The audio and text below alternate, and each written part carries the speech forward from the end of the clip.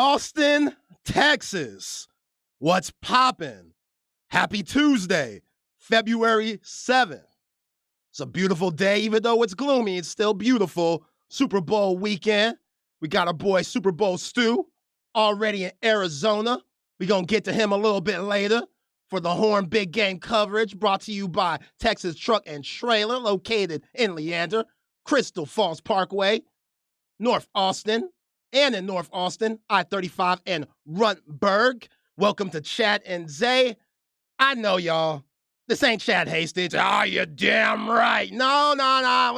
Chad ain't here at the moment as the program director of the Horn, 104.9, 101.9, AM 1260. You have a lot of responsibilities. So he's taking an important call from the 40 acres, must be taken at 12. It ain't Chad's fault. But I am here, Zay Collier. Happy to be here. Follow me on Twitter. Ain't that _ Zay. We got a lot to talk about today. But first, let me introduce y'all to who's going to be rocking with me for this first hour or so. You just heard him on Light the Tower. He's behind the board. My man, you can follow him on Twitter at Cameron D. Parker. Cameron Parker, what's happening, bro? What's up, Zay? Good to see you, brother. Good to see you too, man. It's been a minute since we've been on there. It's been a minute. I know. And my other guy, you see him, well, you don't see him. You should start seeing him behind the scenes. He makes great videos for us, makes us look good. I know people have been telling me, yo, Zay, these new videos you got, they're fire, bro. He's the one that makes them for us. Like, he's the one that gets us right. You can follow him on Twitter at Jacobs Standard. My man, Jacob Standard. What's good, bro?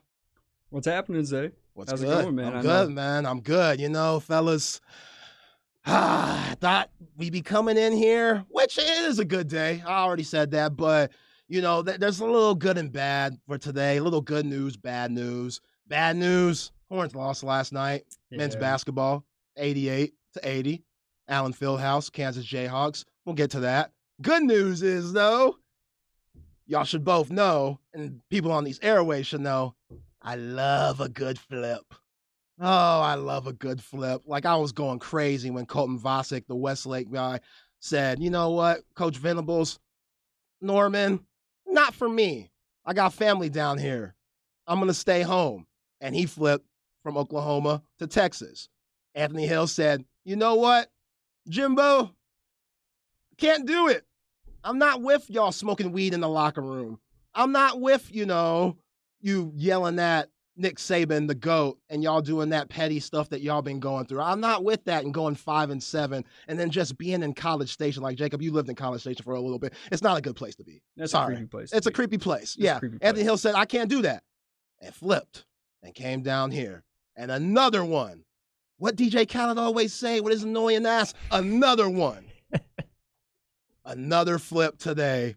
Warren Roberson out of Red Oak, this 4-star safety, was going to Fort Worth, and one of the most pettiest flips I've ever seen in my life. If y'all have seen that video, I've retweeted it. Ain't that _ Zay? The man was with his boys wearing a TCU ugly-ass purple Letterman jacket, and then threw on the Longhorn hat and ripped open that Letterman jacket like Michael Jackson Thriller, and had that burnt orange underneath. Oh, it was beautiful, fellas. It was beautiful. Two things, Say. First thing, you mentioned DJ Khaled. How does he keep getting nominated for Grammys, dude? What does he do? What does he do? They had the video of, like, they have like videos of the artists when they were being nominated, right? He's like in front of like a sound mixer. He has never used that in his entire life. He's done no music editing at all. Like, he looked like he didn't even know what he was doing up there. Second thing, good flip for Texas, especially for their secondary. The one positional group I was a little bit worried about in this class was the secondary. And Sark went out. He got Jalen Catalan, the Arkansas transfer, and picked up a really big flip for Warren Roberson, the 4-star kid, who, reading his production through horns247.com, it sounds like he could be kind of a next Anthony Cook nickel type. He has the body for it. He's got good speed, a good size.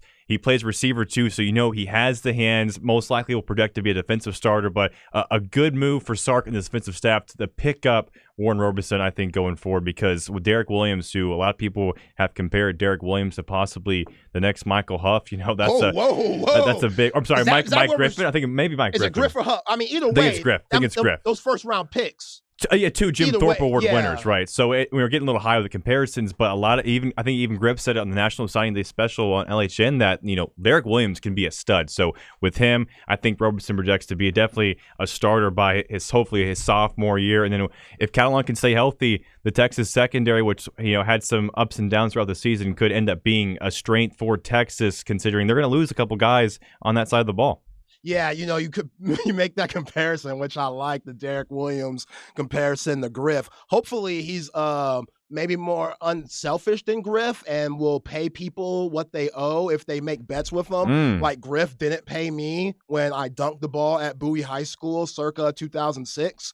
And Michael Griffin being hot in the NFL, like first round pick, I think 19th pick of that year, 2006. I know somebody will correct me if I'm wrong. The man thought he was that dude, came back to Bowie, Jacob, playing in pickup basketball, and said, Zay, I bet you $1,000 right now you can't go dunk that ball 2 hands. I'm not going to lie. $1,000 on him? Just right there? That's what I'm saying. Where's it at? I went up there. It wasn't the best dunk. I'm not going to lie. It was a little weak. It was a little weak. He said he hasn't paid me since. I can use it now. You see inflation. You see how much eggs are. Like, I could use that extra $1,000, but, that's a different story. Yeah, that's a different story for a different day. But, yeah, Cam, I'm really excited about Roberson. This coaching staff, they've done a hell of a job in this recruiting class. I know it starts with Arch Manning. I mentioned Anthony Hill and Cedric Baxter Jr., but just to get more depth in that secondary, it's huge. You mentioned Jalen Catalong, the Arkansas transfer, which we're all crossing our fingers there. Hopefully he's healthy. He hasn't been healthy these last 2 seasons up at Fayetteville. And then you got Gavin Holmes, the Wake Forest transfer. Maybe he could take the place. Him and Terrence Brooks, I think they're going to be fighting for, playing time on taking the place of Deshaun Jamison. So it's going to be an exciting spring. I'm really looking forward to the orange and white game, even though that doesn't tell you everything, really doesn't tell you nothing. But I just want to see those new guys get out there and get some reps. So, Jacob, let me ask you this. With how the Horns looked this past season, what do you think is the necessity for Steve Sarkisian and this football team, or if they need anything at all? I mean, we saw the schedule come out, U of H on the schedule, BYU on the schedule. It looks good. And then, we saw what happened with the Big 12. It looks like we're going to be here 2 more years. So you have 2 more chances to win the Big 12 and get to Arlington, which I think you should this next upcoming season, 2023. But how do you feel going about this 2023 season? And do you think this 2023 class is good enough to help win a Big 12 championship? Sure, absolutely. With my job here at the Horn, I get lucky enough they put me in positions I should never be in. So for the entire football season, I was able to sit in the press box and watch most of these games. That's right. Yeah, so I got to see it up close and personal, and I don't know what solves it. There's a reason I'm a fill-in host and not a full-time host. But what I would love to see is I need to see this team stop just dying offensively in the second half, because there was plenty of games I went to where they either went up big or the defense held the other team in check, and then the offense could not do anything in the second half. So I need to see something where you take that momentum you built in the first half and come out in the second half firing.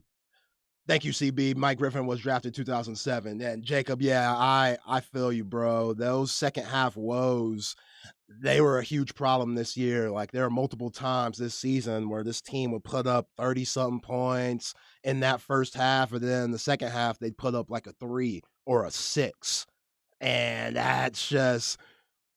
a lot of that's on Steve Sarkisian. A lot of that's on Quinn Ewers. A lot of that is on these wide receivers not getting open and dropping balls, And in year 3 for Steve Sarkisian, you're hoping that the growth is going to be there, because you can't rely on Bijan Robinson and Roschon Johnson anymore. That was a nice thing to rely on. Bijan Robinson, most missed tackles we've seen in this last decade from a running back position. You ain't going to get that back. I love Cedric Baxter and what he's going to bring in. I know Jonathan Brooks is going to be, it could be special. I still don't really know what Keelan Robinson is. I want to. I wish that I knew what he was, but we don't see him enough.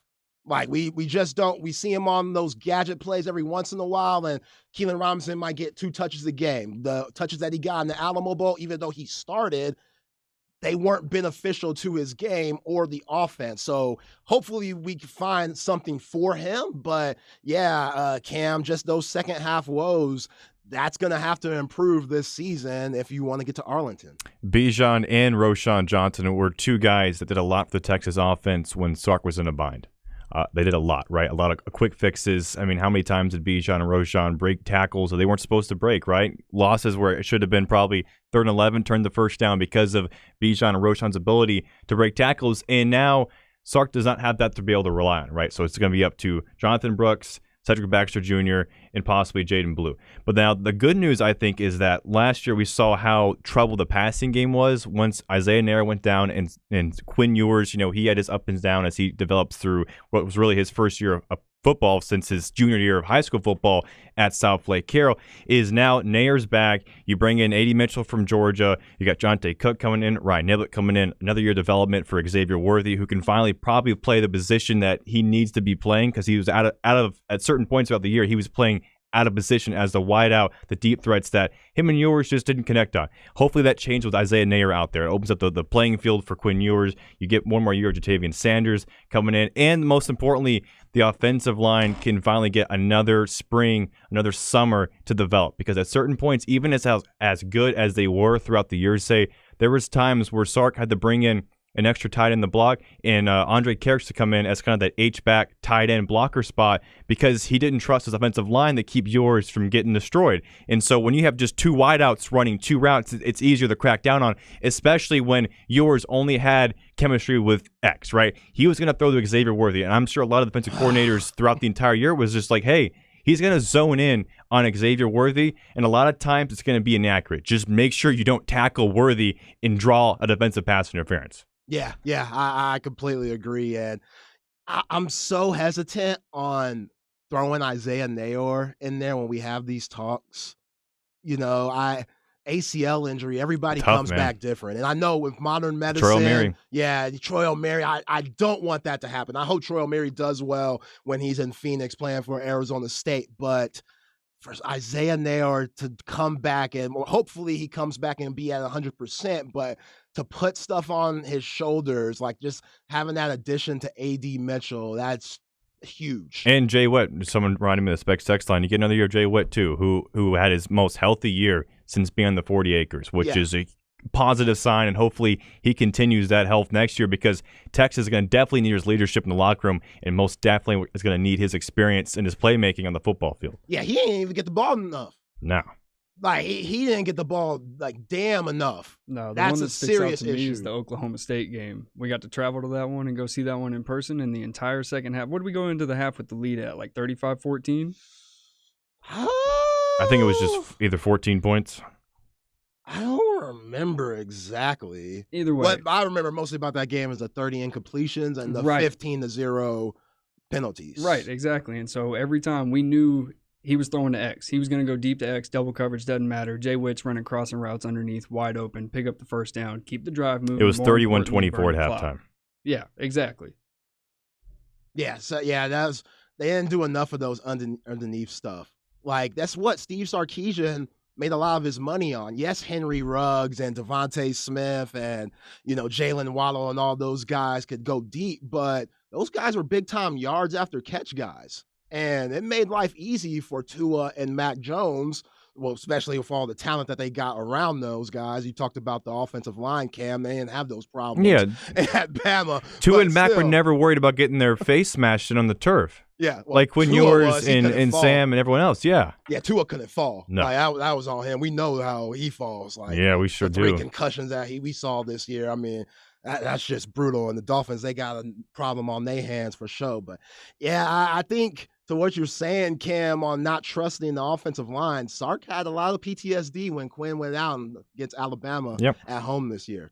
That changed a lot of the play calling, and I think that changed a lot of the way Quinn Ewers went about his play, because, that Oklahoma game was fool's gold. 49-0, Oklahoma at that state, they were trash. With no Dylan Gabriel, they were trash. I love that win. It was fun being there. Your boy had his Fletcher's corn dog ready to roll, had my funnel cake. It wasn't even 9 a.m. Great time. Wouldn't trade it for the world. But at the end of the day, just keeping it real, Oklahoma at that point in the season was trash. So Quinn Ewers went into the rest of the season, and he talked about in the presser in the Alamo Bowl, yeah, I got a little ahead of myself on just thinking it was sweet out here and life was easy. Nah, bruh. Nah. Yeah, like you said, Cam, and fellas, I haven't played, just speaking on Quinn Ewers, I haven't played really since junior year of high school.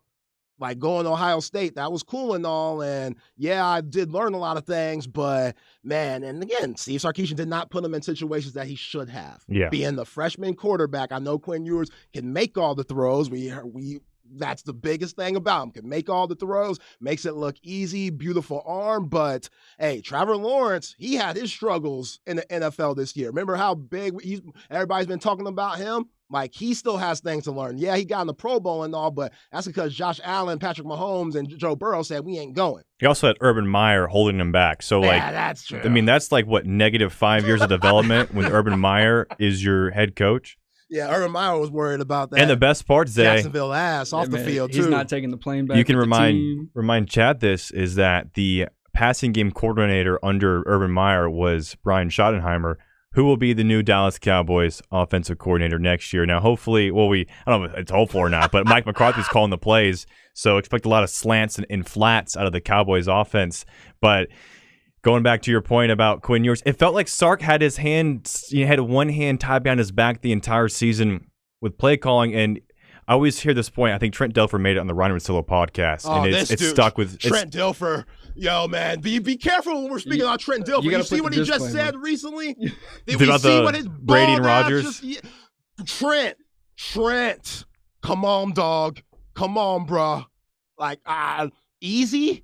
The game's easy. I love Tom Brady. I love Aaron Rodgers, but the game's just easy now. I have no respect for these guys. I think it is. I mean, it is. But I think Brady and Rodgers would have, you put them in any era, they're going to figure out ways to win football games. I do think it's easier for a quarterback to come in. I mean, look at Brock Purdy, right? They didn't have the Kyle Shanahan system in 2001. Quarterbacks like him wouldn't have made it. But now in this new positional style of offense, you can plug in a quarterback and just say, hey, as long as you don't turn the ball over, we're gonna win a ball game. I get what Trent Dilfer was trying to say. I get what he was trying to say. But it's Trent Dilfer saying it. If Aikman would have said it. So you're anti-Dilfer? I'm just like, Dilfer, you're not in Canton, bruh. Like, you don't have four-time MVP Aaron Rodgers. Say what you want about his life off the field. You know, Tom Brady, say what you want about him kissing his son and stuff. Them boys, some dudes. Them boys put the ball on the money. And there's a clip going around because Trent Dilfer is speaking crazy on Trent Dilfer throwing in the Super Bowl. And it was one of the worst passes I've ever seen to a wide open guy on the go route along the sideline. I'll retweet that too later on Ain't That _Zay. But I get what he was trying to say. And you're right, Cam. There are things, and the reason that the NFL, the fact that it's changed and it's made the game easy, you can't hit nobody. I get that. But Trent, relax. I would argue it's actually a little bit harder to play quarterback. As we move into this more position-type football, they're not just handing the ball off and running play action 90% of the game. And you got safeties playing linebacker. Like, you have 5 wide sets, and you got to find the open spot every time. I would argue it's a little bit tougher to play quarterback now than it was. Well, I feel like what his point was made was that a lot of quarterbacks now, they don't make the play call at the line of scrimmage. Like, a lot of times, everything is taken off their plate where all they have to do is make the throw, right? The read is there. The play call is there. They have the hot right going in. So when they get to the huddle, Brock Purdy already probably knows, hey, the ball is going to Ayuk on this play. The ball is going to Debo on this play. The ball is going to C-Mac. I think a lot of times in the 2000s and going back, it was up to the quarterback to make the read and the throw. Now, there's quarterbacks that still do that, right? Jalen Hurts still has to make a read on the read option. We know Dak does it because he has his struggles and stuff. But what Dilfer's point was is that a quarterback is only as good as his play caller. And I think that applies not only to Kellen Moore and Dak Prescott, and it applies to Nick Sirianni and Jalen Hurts, but it applies to Sarkisian and Quinn Ewers, right? Because it felt like at certain times Sark was calling plays like he was at Alabama, right? Where he had Ruggs, he had Devontae Smith. Just calling plays with ignorant. He had ignorant experienced mindset. Offensive linemen when that was not the case at Texas. And I think he had a lot of trouble trying to understand the balance of those play calls, but without, getting his quarterback killed or without his quarterback making a boneheaded decision, which we saw a handful of times throughout the year. So I think as Sark continues to grow as a play caller, because let's face it, this is probably the toughest task he's had since Washington. I mean, he had more talent at Atlanta. He had more talent at Alabama, obviously, and going back to USC, Washington, he's had to kind of build this program from scratch again because of all the turmoil it was in the early 2010s, and now we're starting to see development in recycling classes. I mean, all the good recruiting classes that Tom Herman brought in, most of them were churned thanks to attrition, right, Say? Yeah, so it's not like he's had the same recruiting classes that Nick Saban have had in back-to-back since 2009. Now, you can see that as an excuse, but it's just going to take time for Sark to get the guys that he wants. But for Sark, he has to figure out how to be a smart play caller and understand the needs and the strengths of this Texas team that do not have the outside talent he's at Alabama, do not have the strength up front that he had at Alabama, but it's starting to get there. Yeah, and that's why, Cam, I'm going to question until it's proven to me, until Texas starts winning over 9 games, until Texas starts getting to Arlington, which you only have 2 years left, but getting to where Texas needs to be with what you're saying. I'm always going to question Steve Sarkisian.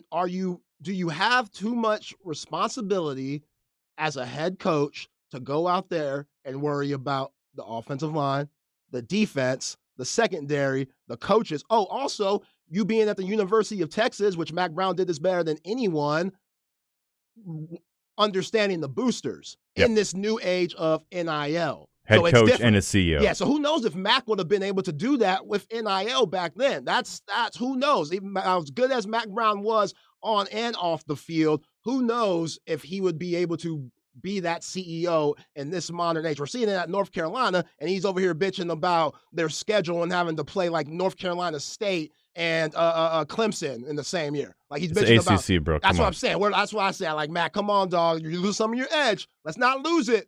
Let's not lose that edge. But for real, like Steve Sarkisian, until it's proven to me, I'm always going to question, man, are you wearing too many hats, dog, to be calling these plays? And that's what Big Mike's going to have to worry about this year.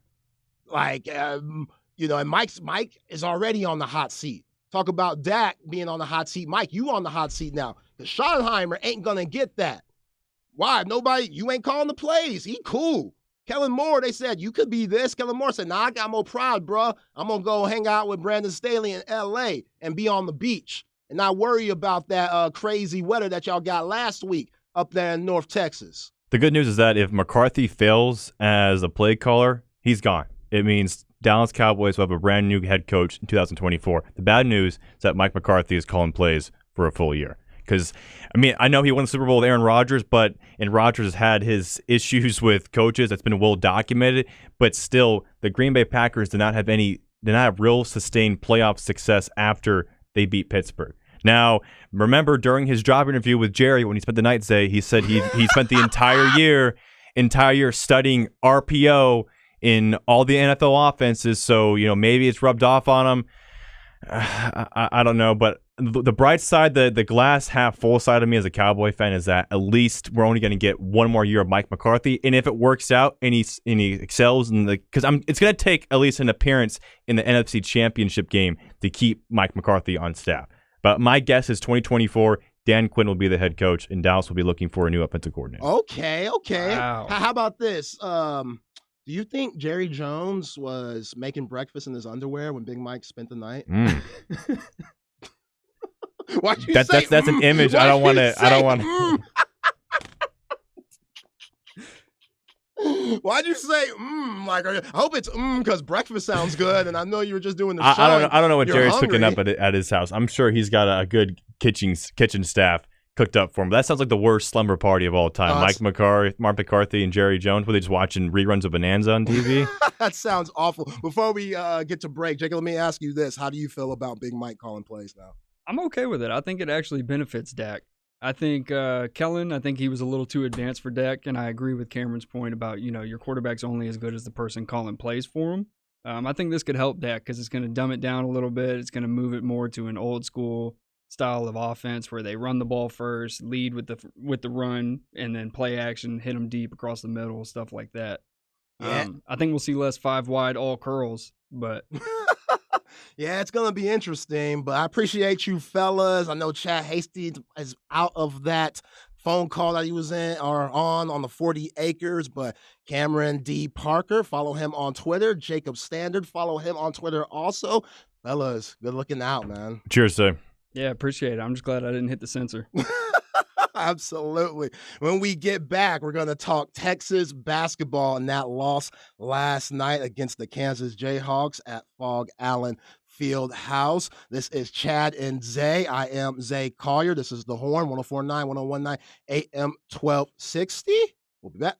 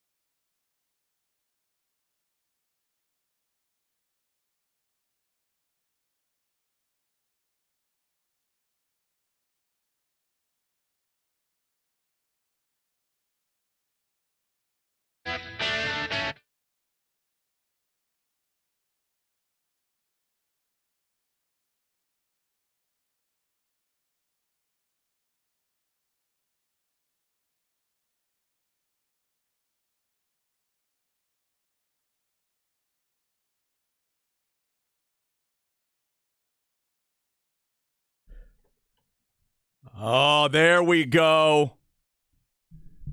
We got a completely rude text from our man Nate. Conspiracy theory. Chad's getting fired today. Management can't handle the Aggie anymore. How dare you, Nate? We just had to have a little meeting after all this crazy power outage stuff. We're trying to make sure things are covered around here. And the Def Leppard is the way you know that I'm still in the house. Shout out to all the great Def Leppard fans, including to the one I married. This would be your Armageddon It, right? By Def That's Leppard? right.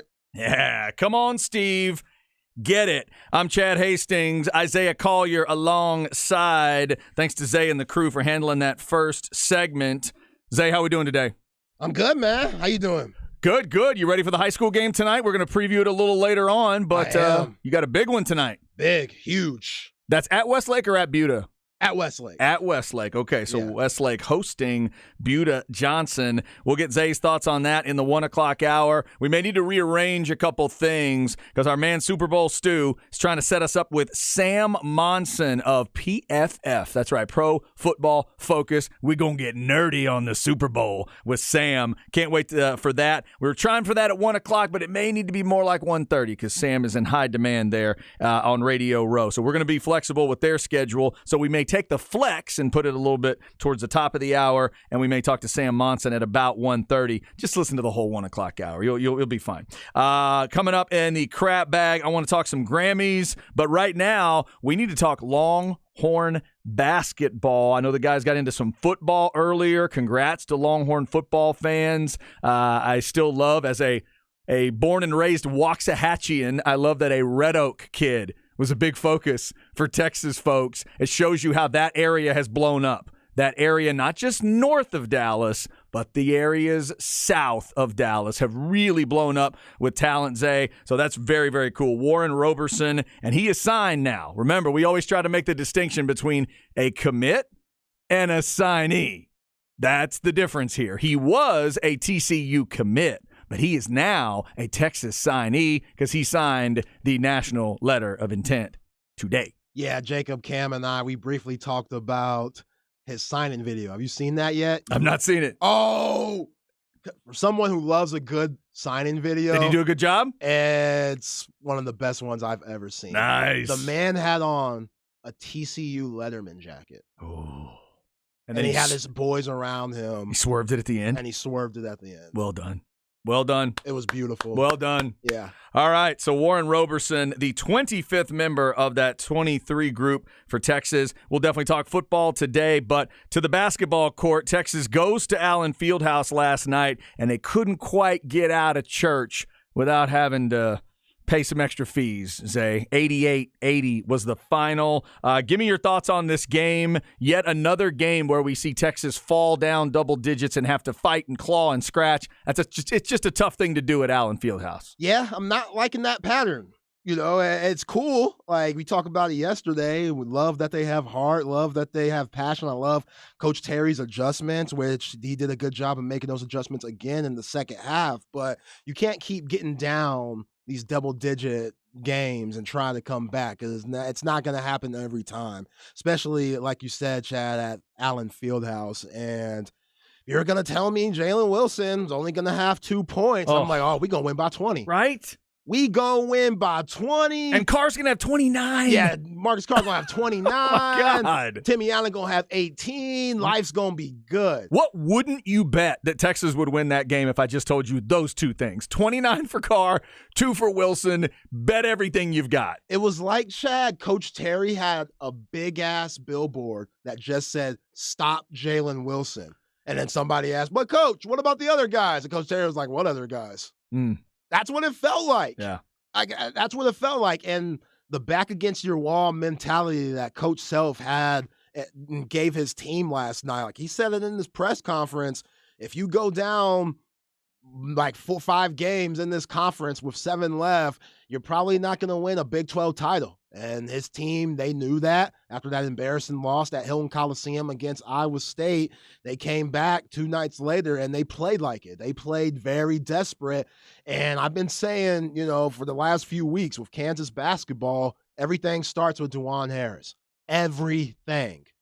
And Coach Self, being the Hall of Famer he is, the first play of the game, Chad, for DeJuan Harris. Not even 15 seconds go on the clock. They run that nice little, misdirection, pick and roll. McCullough comes up, he leaves, pretends to go pick, and then KJ Adams comes up and sets the screen. DeJuan Harris got the layup. I say, damn it. Right off that play. Just start, I go, damn it. That's genius. Yeah. To get him going, because he knows. You knew that's trouble. That's trouble. As DeJuan Harris goes, as far as Kansas goes. So it's great coaching by Bill Self. Kevin McCullough, he was tough. He had 3-and-1 finishes, and they all came at timely moments. And then Grady Dick, like me and you, Joe Cook. I don't know if we were talking about it off air or on air. I don't remember, but we were talking about, I said, I don't know how this guy's a lottery pick. I don't see it. Did he hear our show yesterday? He must have. He must have heard us. He must have. He must have. Because when he hit that step back 3 on Marcus Carr, I said, oh, that's what the NBA scouts are talking about. Wow. That was so nasty. There were multiple times last night. There were only 2 threes that he made, but the one that was set up with the, 2 different offensive rebounds to work it back out to him, that was huge. But then so many big shots throughout the night. 7 of 11, 5 of 6 from the line. He was big time. Yeah, and then Joseph Yosufu, he couldn't have been on the scouting report. 3 points a game, Chad. 3 points a game. Coach Self only played 8. And it seemed like every person on their team stepped up. Like Uday Jr., he played 8 minutes and was huge. Those 6 points that he had in those 8 minutes, he stole the ball from Marcus Carr, had that nasty and-one dunk where he missed the free throw. They got the ball back, and then DeJuan Harris had a layup. That was a 4-point swing. So as close as the Horns got all game, tying the game, being down by 1 at one point, being down by 4 in the second half, Kansas would just always make a play and just slowly, Kevin McCullough would get an and-one, or KJ Adams would have a tip dunk. And, what really hurt, which was ball game at the end, a couple of daggers, the possession where KJ Adams had 2 tip-back offensive rebounds to give the Jayhawks 2 extra possessions. And Grady Dick hit a corner 3 to make it 69-60. That was ball game right there. Yep. I know Marcus Carr had his 29 and made the game a little interesting at the end, but those were fool's gold points. And then right after that, that was Tyrese Hunter loses the ball, throws a 100-mile-an-hour pass to Sir'Jabari Rice, and they're 4 feet within each other. And then DeJuan Harris makes that beautiful one-hand pass to Joseph Yesufu, who used his 42-inch vertical on that nasty 2-hand tomahawk. 71-60 ball game. That's when I knew it was over. Ball game. That sequence ended it. That was it. That was such a nasty dunk, too. Oh, boy, it looked like Spud Webb. It was. I mean, it's hard to believe as I look at the stat sheet, but no lead changes in the game. 0 Is that donut. True? Is that right? Ofer. That's obviously not great, and yet you're absolutely right. Just like in these games where Texas had found a way we've watched them hold teams off in some of their wins. Kansas did exactly that. They had a run when they needed it. They went fast break when they needed it. Some of the big numbers for me, 24-8 Kansas in fast breaks. If you let them do that at the church, you're done. It's over because that place is louder than every other place, and when they tempo it up, it just turns into a nut house. They let that happen. And Zay, 50-42 in the paint. In a game you lost by 8. You got outscored by 8 close to the basket. Yeah. Yeah. And story of the game right there. I always talk about if a team makes more free throws than you shoot, that's a bad sign. Kansas made 22. Texas only shot 18. We knew Texas weren't going to win the foul battle in Allen Fieldhouse. That's basically a 90-10 chance going Kansas's way. But yeah, just like you said, Chad, 24-8 fast break points. That's unacceptable. You got to get back. If you're Coach Terry, we're watching film on that. I know they watch film at halftime. That's a big part of Coach Terry's second half adjustment success, but you got to get back on defense. You cannot allow them to get going and run like they did. And Kansas only hit 2 threes that game, but those 2 threes came at the most timely moments. The Grady Dick step back 3 on Marcus Carr that led to a timeout, and then the one I just talked about to make it 69-60 off of those KJ Adams second chance possessions. So just great rebounds, man. Yeah, they were just timely. Everybody was tough, and to allow Jalen Wilson to only have 2 points, but to still lose by 8, that's tough. Really is. That's tough. But we talked about that 4-game stretch, starting with Tennessee, then Baylor, then Kansas State, then Kansas last night, to go 2-2, to win the home game, to beat the team that already beat you. So now you split it. I'll take that 2-2. That's the perfect 2-2 that you could have happen. Yeah, right. You found a road win, and you lost at. Honestly, if you made me pick, I'd have probably chosen those 2 places. Going to be tough to win at Tennessee with that crew, and going to be tough to win at Allen Fieldhouse. So they got the Octagon of Doom, protected home court, 2-2 through that 4. What sucks about those 2 losses, though, Tyrese Hunter got outplayed by the main guards, and both of those main guards, Zakai Ziegler in Tennessee, which had 22 and 10, and DeJuan Harris for Kansas, who had 18, 6, and 5, both controlled the game. Yeah, they did. You're right. Both of those guys controlled the game. That was the difference. And now we're back at Tyrese Hunter. Like, we just got to get more. Simple and plain. We got to get more from him. When he plays well and when he outplays his matchup, you see that the Horns have a good chance of winning. But when his matchup outplays him, like DeJuan Harris and Zakai Ziegler did in those 2 losses in this 4-game span, this is a result you're going to get. And yeah, Kansas had all those guys step up. KJ went over double digits. McCullough did. Grady Dick had 22. And then back at Tennessee, Kamwa had that 26 points. But still, both point guards controlled the game in those 2 losses. No doubt. All right, Texas falls to 19-5 overall. They're 8-3 in conference play. Next up, it is a Saturday morning affair with West Virginia. If you want to get to the Moody Center and welcome them back home after that crazy road trip, Saturday at 11. Lots of stuff going on around here. Get you some of that rescheduling that I was discussing earlier in the show, including a coach's show that's moving tonight. Up next, though, in the crap bag, let's talk about 50 years of hip-hop at the Grammys and a couple other things. Coming up in the 1 o'clock hour, Sam Monson of Pro Football Focus joining us from Radio Row. Remember to check out hornfm.com for all of the big game coverage with our man Super Bowl Stu, and it is brought to you by the good folks at Texas Truck and Trailer. Stay with us. This is The Horn.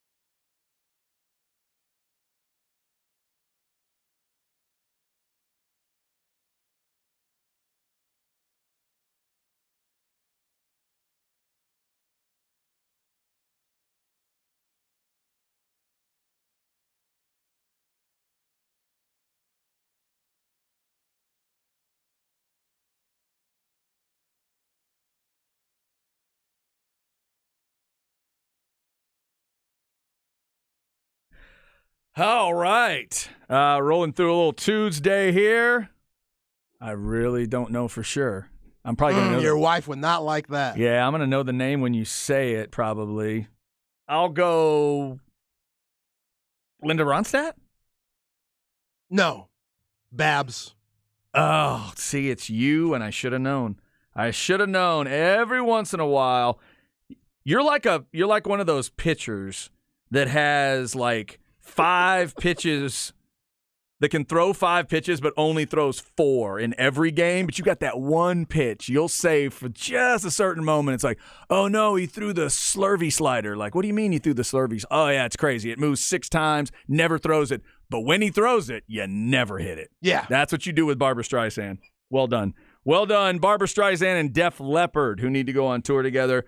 Start off the show today. Now, who's the dude that Barbra Streisand's hugged up with in the album cover? Who's that?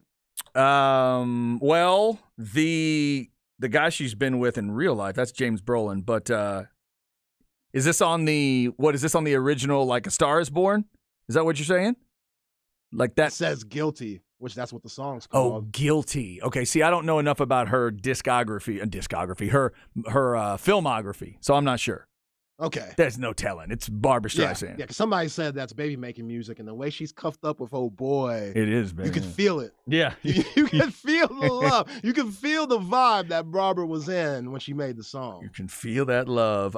And you could feel the love coming from Warren Roberson earlier today. The Red Oak defensive back does pick Texas and signs. I did just see the video. Zay sent it to me, and it is cold-blooded, but it's also kind of fantastic. Apparently, so the friends around school had been telling him to flip, Yeah, you could tell. and then You he could tell decides- they wanted this flip. Yeah, they were very excited once it happened. So he is there in the TCU letter jacket, picks up the Texas hat. So then you got the orange hat on top and the purple jacket, and then he just rips it. And we all, if you know those jackets, you can just rip those jackets open. And then he's wearing a Texas shirt underneath. So congrats to Warren Roberson. Like I always say, go ahead and take that power while you've got it, because even nowadays, you kind of give up some of that power when you make your choice. So Warren decides that burnt orange is going to be his color, and Austin's going to be his town instead of the purple and Fort Worth and going that direction. So Texas gets that big victory today. Obviously, they did not get the victory at Allen Fieldhouse. We've been talking about both of those things. Super Bowl is coming up a little later this week, of course. We'll get into some of that talk. We'll get into a flex segment next hour. We'll move things around. Flex segment at 1 o'clock. Zay will give you a little preview of Westlake and Buda Johnson tonight. We'll tell you where you can see Zay live on your television. And at 1:30 next hour, we'll talk with Sam Monson of Pro Football Focus and get his thoughts on the Super Bowl and the whole breakdown.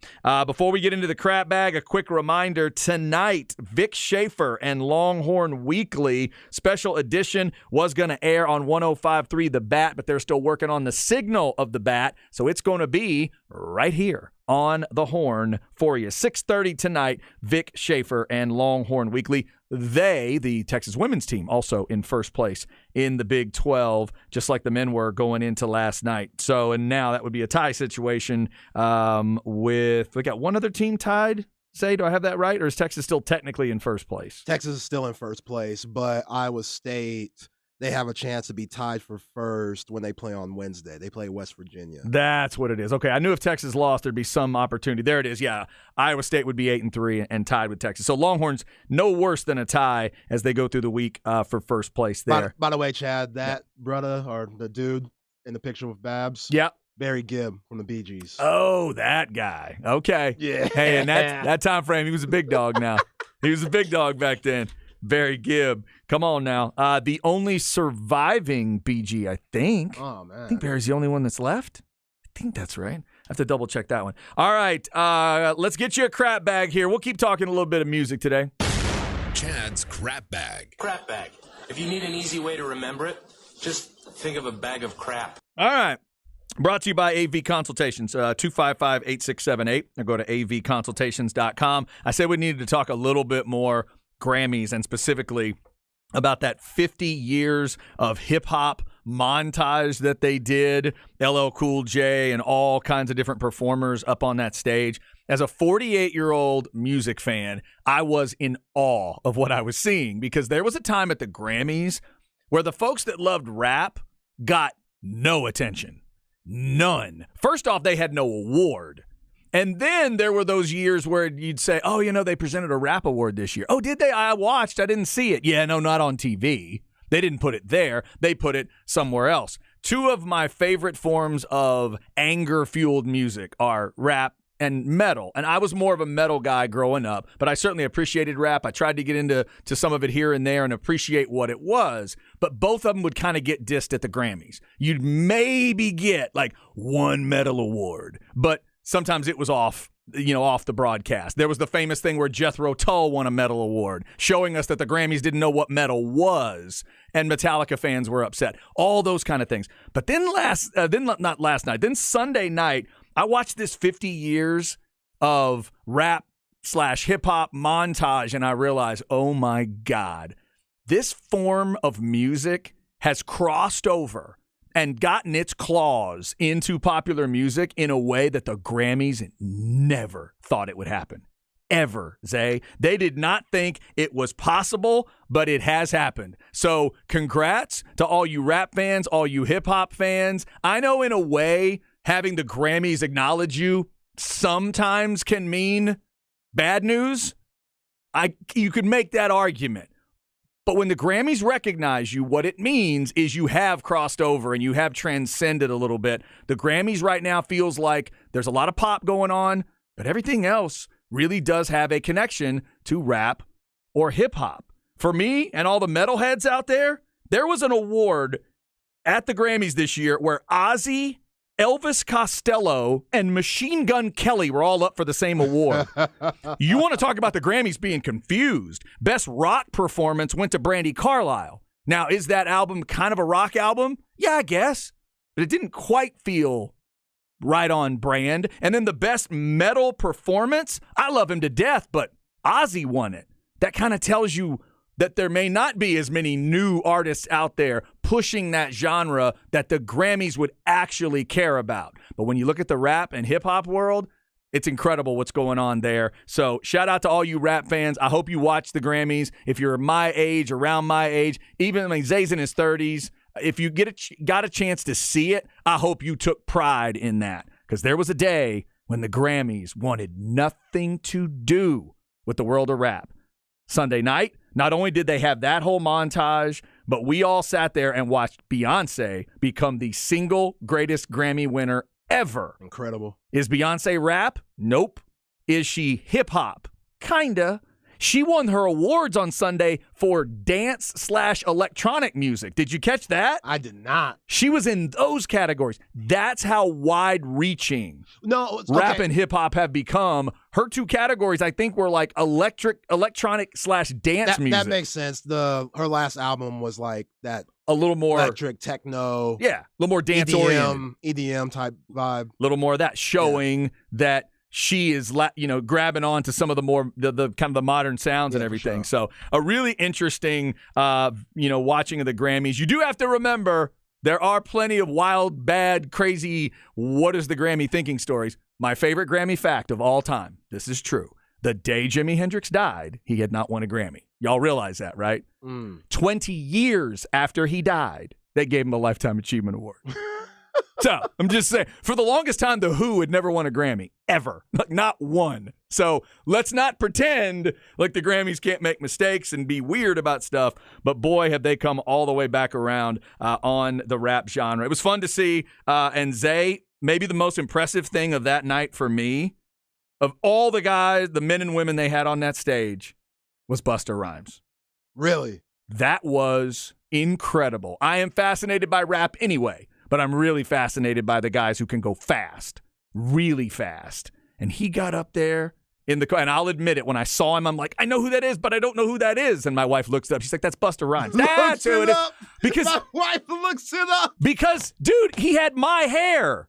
Busta Rhymes never had my hair. Right, okay. You know? Yeah. He used to have the dreads. I'm like, I know who that guy is, but I can't tell you who that guy is. So, but I will tell you, because of you, I was able to identify the song and the man, Method Man. I want you to know that happened. Oh, did he do? Uh-huh. M-E-T-H-O-E, man. Yeah. Yes, I knew that because Fire. of you. So thank you for that. You made me seem a little cooler Yeah, in front no problem. in front of my daughter. But Busta was incredible. He went through this incredible machine gun rap. The crowd loved it. They gave him a standing O. It was very cool. He's so underrated. I think that run that he had in the 90s is legendary, but a lot of people, I think since he raps so fast, it's hard to vibe to because sometimes you want to listen to the lyrics. Right. Sometimes you don't want to go back and rewind. Like, what did he say there? Huh? What was that? What was that? You got to do a lot of that with Busta. He say my mama or his mama? Yeah, I couldn't exactly. Yeah. But he was the man and leader of the new school, the group he was in, and he got real famous on Scenario with Tribe Called Quest. That was his coming out party, the inverse of that. And back in the 90s, It was great. if you had that last verse in the 90s, that means you were the dude. Yeah, it was very cool to see. Dude, Chuck D and Flavor Flav were up on that stage. Wow. That's something I never thought I would see. Now that, again, could just mean we're all old now and it's all safe to the Grammys. And could be sad. But I'm trying to take the happy route on this one. So shout out to the Grammys on Sunday. I always try to check it out and see where we are in music. That's where the Crap Bag is today. We do it at 12:45 every day. Up next, we'll put the Flex segment early in the hour. Zay will tell you about the basketball game he's looking at tonight. We'll tell you what Flex has for you right now. A lot of stuff going on coming off of signing day. Of course, the big signing for Texas will be a part of that as well. And then at 1:30, we'll talk to Sam Monson of Pro Football Focus and get his thoughts on the Super Bowl. He is live there at Radio Row. Super Bowl Stu is going to grab him and throw him on the mic for us. Coming up, stay with us. It's The Horn.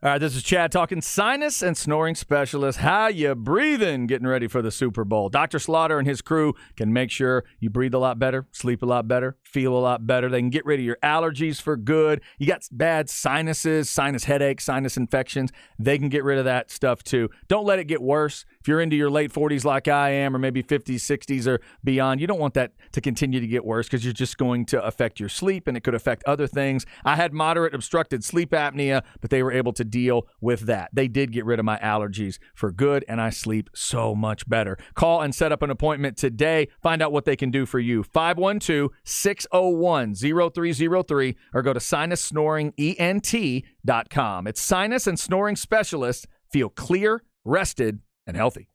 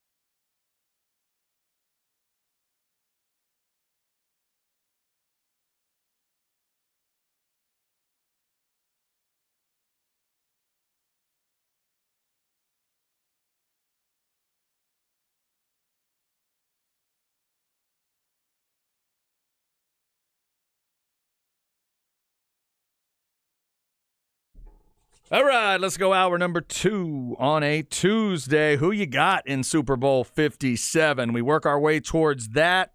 We will talk to Sam Monson of Pro Football Focus from Radio Row, our man Super Bowl Stu, getting it set up there, getting it done. Stu's at the Super Bowl once again. Check out hornfm.com, at the Horn ATX on your socials. You got the Super Bowl. You got the Waste Management event. We got a couple of our other guys that are headed out there as well. Our man Derek from the Flex Crew, cross your fingers. He might be headed out there and get to go to the Waste Management and maybe get to go to the Super Bowl.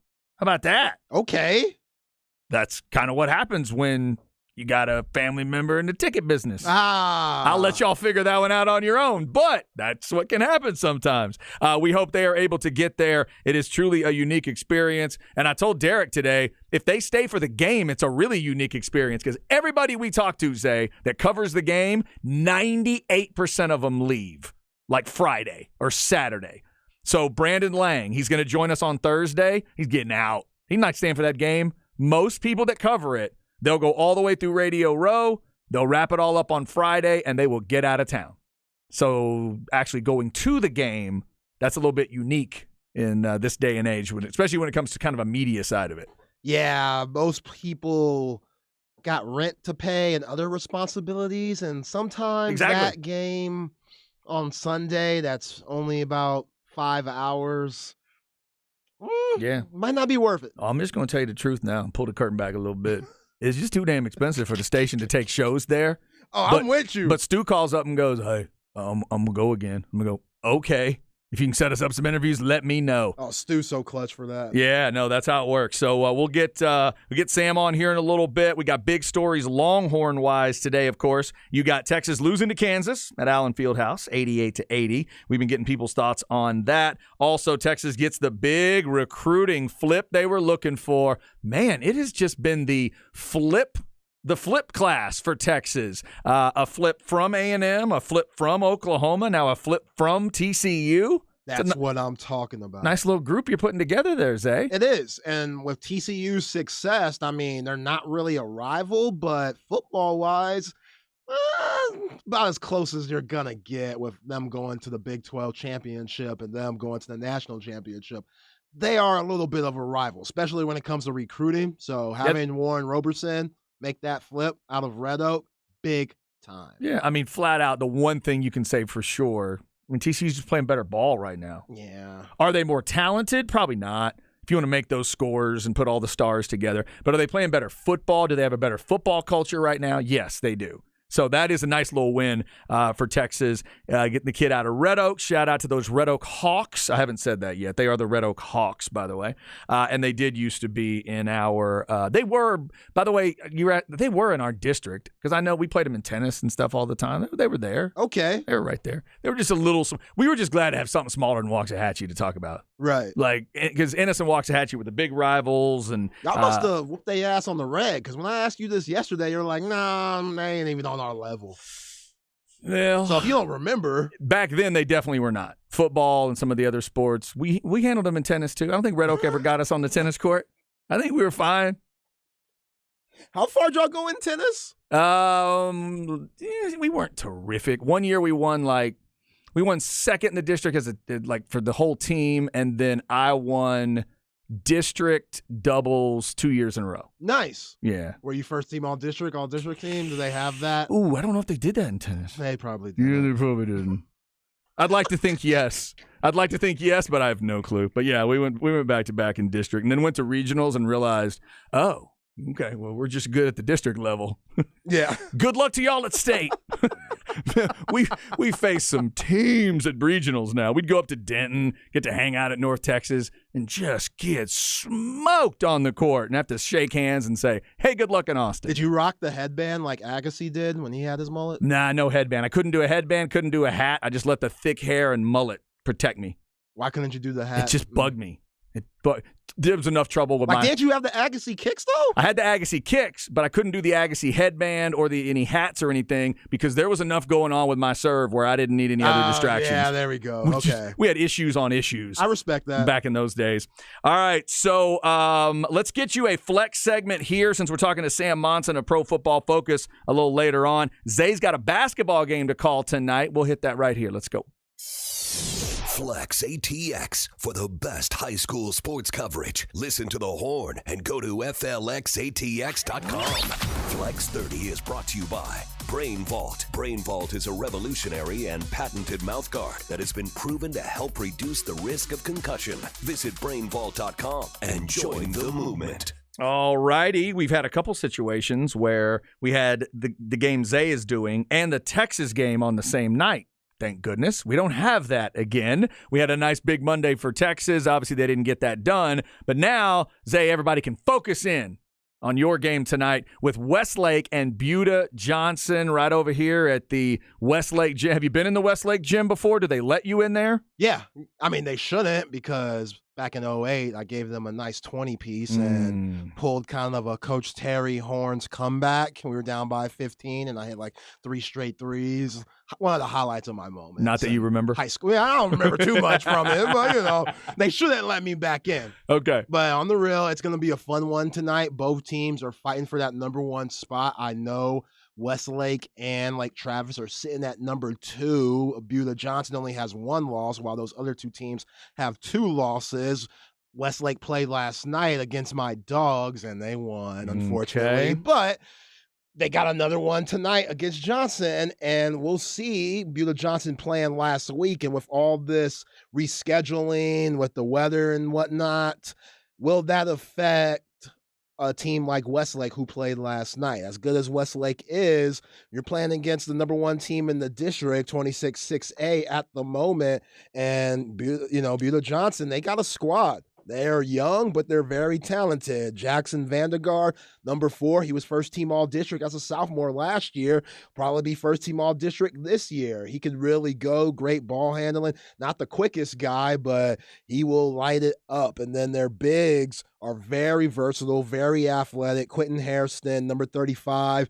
He might be the most versatile player in Central Texas. The things that he could do, put the ball on the deck. He could shoot from the outside. He's really good in the lane. Sam McKinney, number 3, who's a junior. He's very bouncy. Reminds me a little bit of Luke Axtell because he's just very athletic and really skilled, around 6'6", 6'7". So those 3 guys, they're tough to deal with, and they give a lot of teams problems, and it's a big reason why they're leading this district 26-6A. But Westlake, Gavin Paul, he could really shoot it. I think he got hosed when I saw them against Lake Travis. Me and Roger Wallace had them a couple of weeks ago. Y'all should know, we talked about it, but last play of the game, he got fouled. They didn't call it. I'm not a ref by trade like you. I'm not the greatest ref in Central Texas like you are. That was a foul. That was foul. That's a foul. That was a foul. Yep. So they want some redemption on that, playing a good team like Buda Johnson. And then Blake Murray, he missed a couple of big free throws in that game. He had a really big game last night against Bowie, had a really good game against Austin High last week. He's looking to get those Shaps right back on top because they're not used to being in 2nd and 3rd place. Coach Lucero, he ain't used to that. We saw a couple of his players play last night on Big Monday, Brock Cunningham and KJ Adams. They always got good players, always. So this might be the first time in a long time they don't win district. We saw them lose that 86-game winning streak a couple of weeks ago in district play. So I'm excited about tonight. Me and Roger, we're going to be ready. It's going to be fun, and playoffs is right around the corner. Yeah, it's crazy how fast the season's rolling. Just almost there. By the way, it's KBVO. And Roger and Zay will be there. So you'll see those guys. They'll do a little stand-up for you at the beginning, get you set up for the game, and you might see Westlake fans behind them taunting Zay. That's all right. But they'll have security there. That's all right. Yeah, I'll be fine. I'll take it. No problem. I deserve it. I lit them up back in the day. Yeah, I deserve it. They still remember stuff like that. They still remember. They should. They have not put that banner up that you've asked for. I got to get with Coach Lucero on that. Because as Coach Lucero and others have told you, that's not how banners work. Zay has sent them designs for this great, like, black and red with a big old B on. No, Yeah. that's not going in our gym, I should Zay. be right by Chris Mim and Brad Buckman. That is not how it works. Right there. Right No. by Chris Mim being the parade All-American and Brad Buckman being McDonald's All-American. They got both of those guys' jerseys hung up.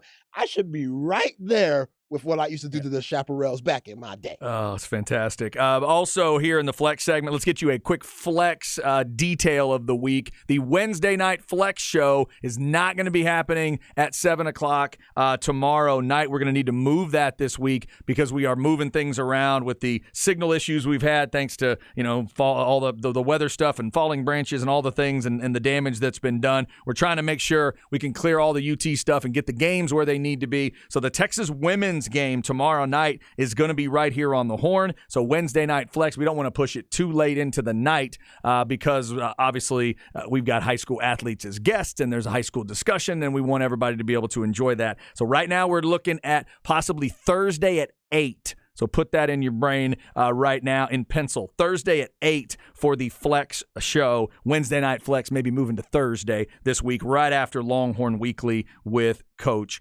Terry. So we will do that on a rearrange. A lot of other things going on. We're going to get a little football talk coming up with Sam Monson of Pro Football Focus. The other thing, we'll mention this a little bit later on, but remember tonight, if you are interested in this LeBron James chasing Kareem story, he's 35 away. So if you've been wondering where's that number, tonight they host Oklahoma City, 9 o'clock TNT late game. Watch Zay and the high school game on KBVO, then turn it over to TNT. LeBron needs 35 to tie, 36 to pass Kareem Abdul-Jabbar. Yeah, but we don't consider him a scorer, though.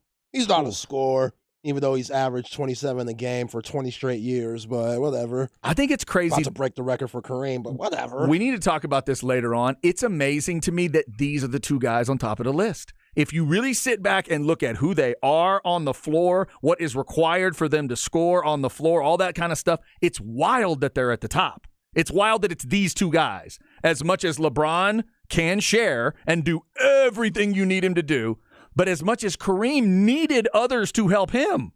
Kareem couldn't bring the ball up the floor. No. He wasn't that guy. He needed to be that stereotypical center, head down to the block and let Magic or somebody help him out. The idea that he's on top and LeBron is about to pass him, it's crazy. Just two of the most unique weapons we've seen in the NBA. Yeah, and Kareem, that skyhook was deadly for 30-some years. I say 30 because he was a high school great. Then he went on to UCLA and for John Wooden, was great there, jump hook, and then went Milwaukee Bucks, had a couple of weird years with the Lakers, and then once they drafted Magic Johnson, his career just skyrocketed. Yep. So, yeah, you're right. They just both did it in different ways, and, it's funny you say that because a big reason why Magic and Kareem, they kind of cancel each other out for me. When we talk about greatest of all time and where they should rank and how I have, LeBron in front of Magic, like I have Jordan, LeBron, then I have Magic and Kareem right there. So you're saying you give points off to Kareem and Magic because they had each other? Because they both had each other. Yeah. Like if I'm Kareem,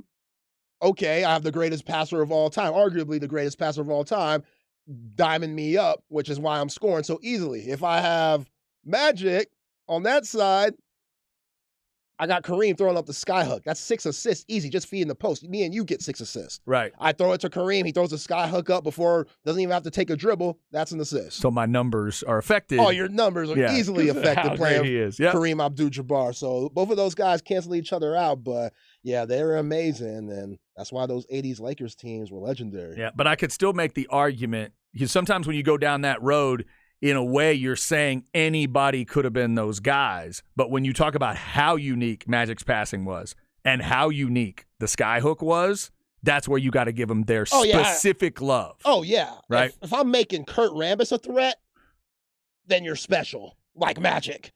Like, we have to worry about Kurt Rambis making backdoor cuts and, fast break points and stuff. Yeah, Magic's pretty damn good. Absolutely. That should be in the Hall of Fame acceptance speech for somebody.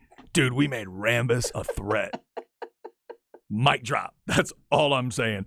All right, there is your flex segment. We'll move it around today because we got a guest coming up from Radio Row. Cross your fingers because I'm sure he's in demand today. Sam Monson of Pro Football Focus. His thoughts on the game, his pick on the game, and some other issues around football. Maybe we'll get his thoughts on the Cowboys' future with this change on the offensive side of the ball in terms of coaching. All that coming up, and the defensive side of the ball and the fact that Quinn is staying. All of that coming up with our man Super Bowl Stu and Sam Monson from Radio Row. So stay with us. It is Tuesday before the big game here on The Horn.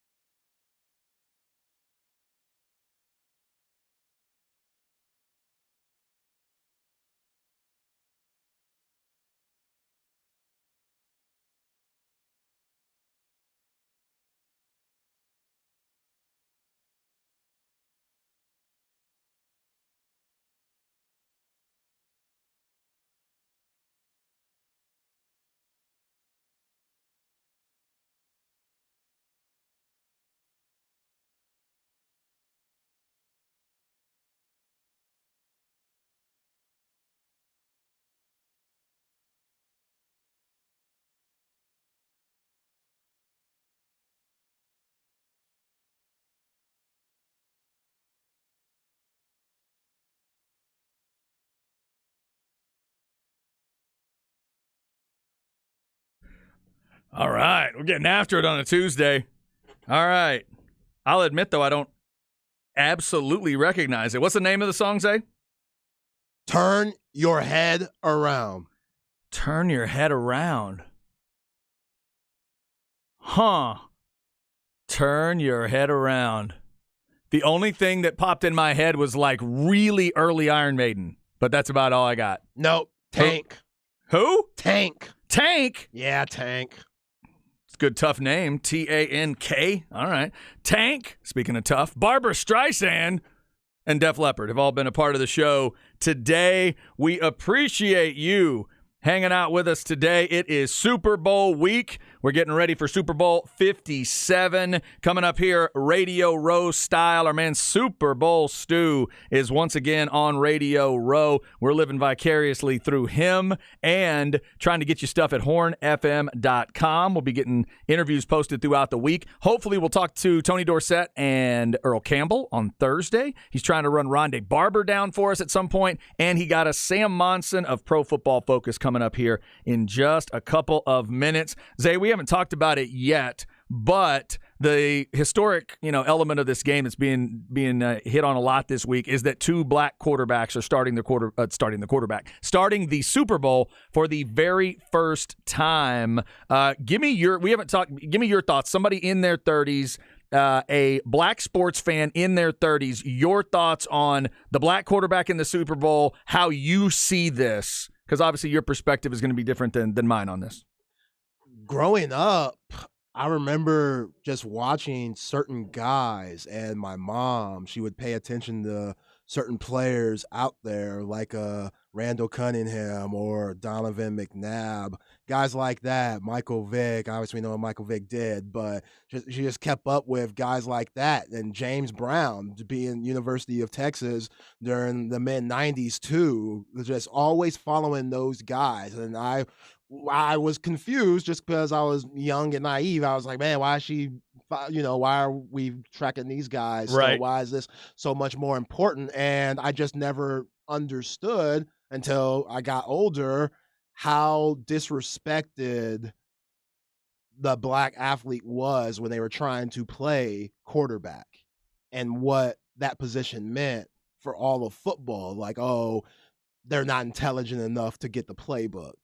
Stupid stuff like that. Mm-hmm. And I when I was old enough to understand that, and my mom broke it down for me, it's just a certain pride now that I take when I see guys like Patrick Mahomes, Lamar Jackson, Jalen Hurts, even Kyler Murray. I know I talk about him and dog him, but I am prideful of Kyler Murray and what he's been able to do and overcome in his life, because you are overcoming. You just are. Simple as, like, people still have that arrogant mindset of, oh, these guys aren't smart enough to go play running back. Like, remember here, people wanted Vince Young to go be a wide receiver at times. Now, and maybe some of it wasn't due to the color of his skin, but still, that's always going through certain people's mind, and that's just an ignorant way of thinking. So this is such a special time and special moment for, a lot of black Americans, including myself, that just, that there's always had that out there of, okay, you can't do something because the color of your skin. That's nonsense. And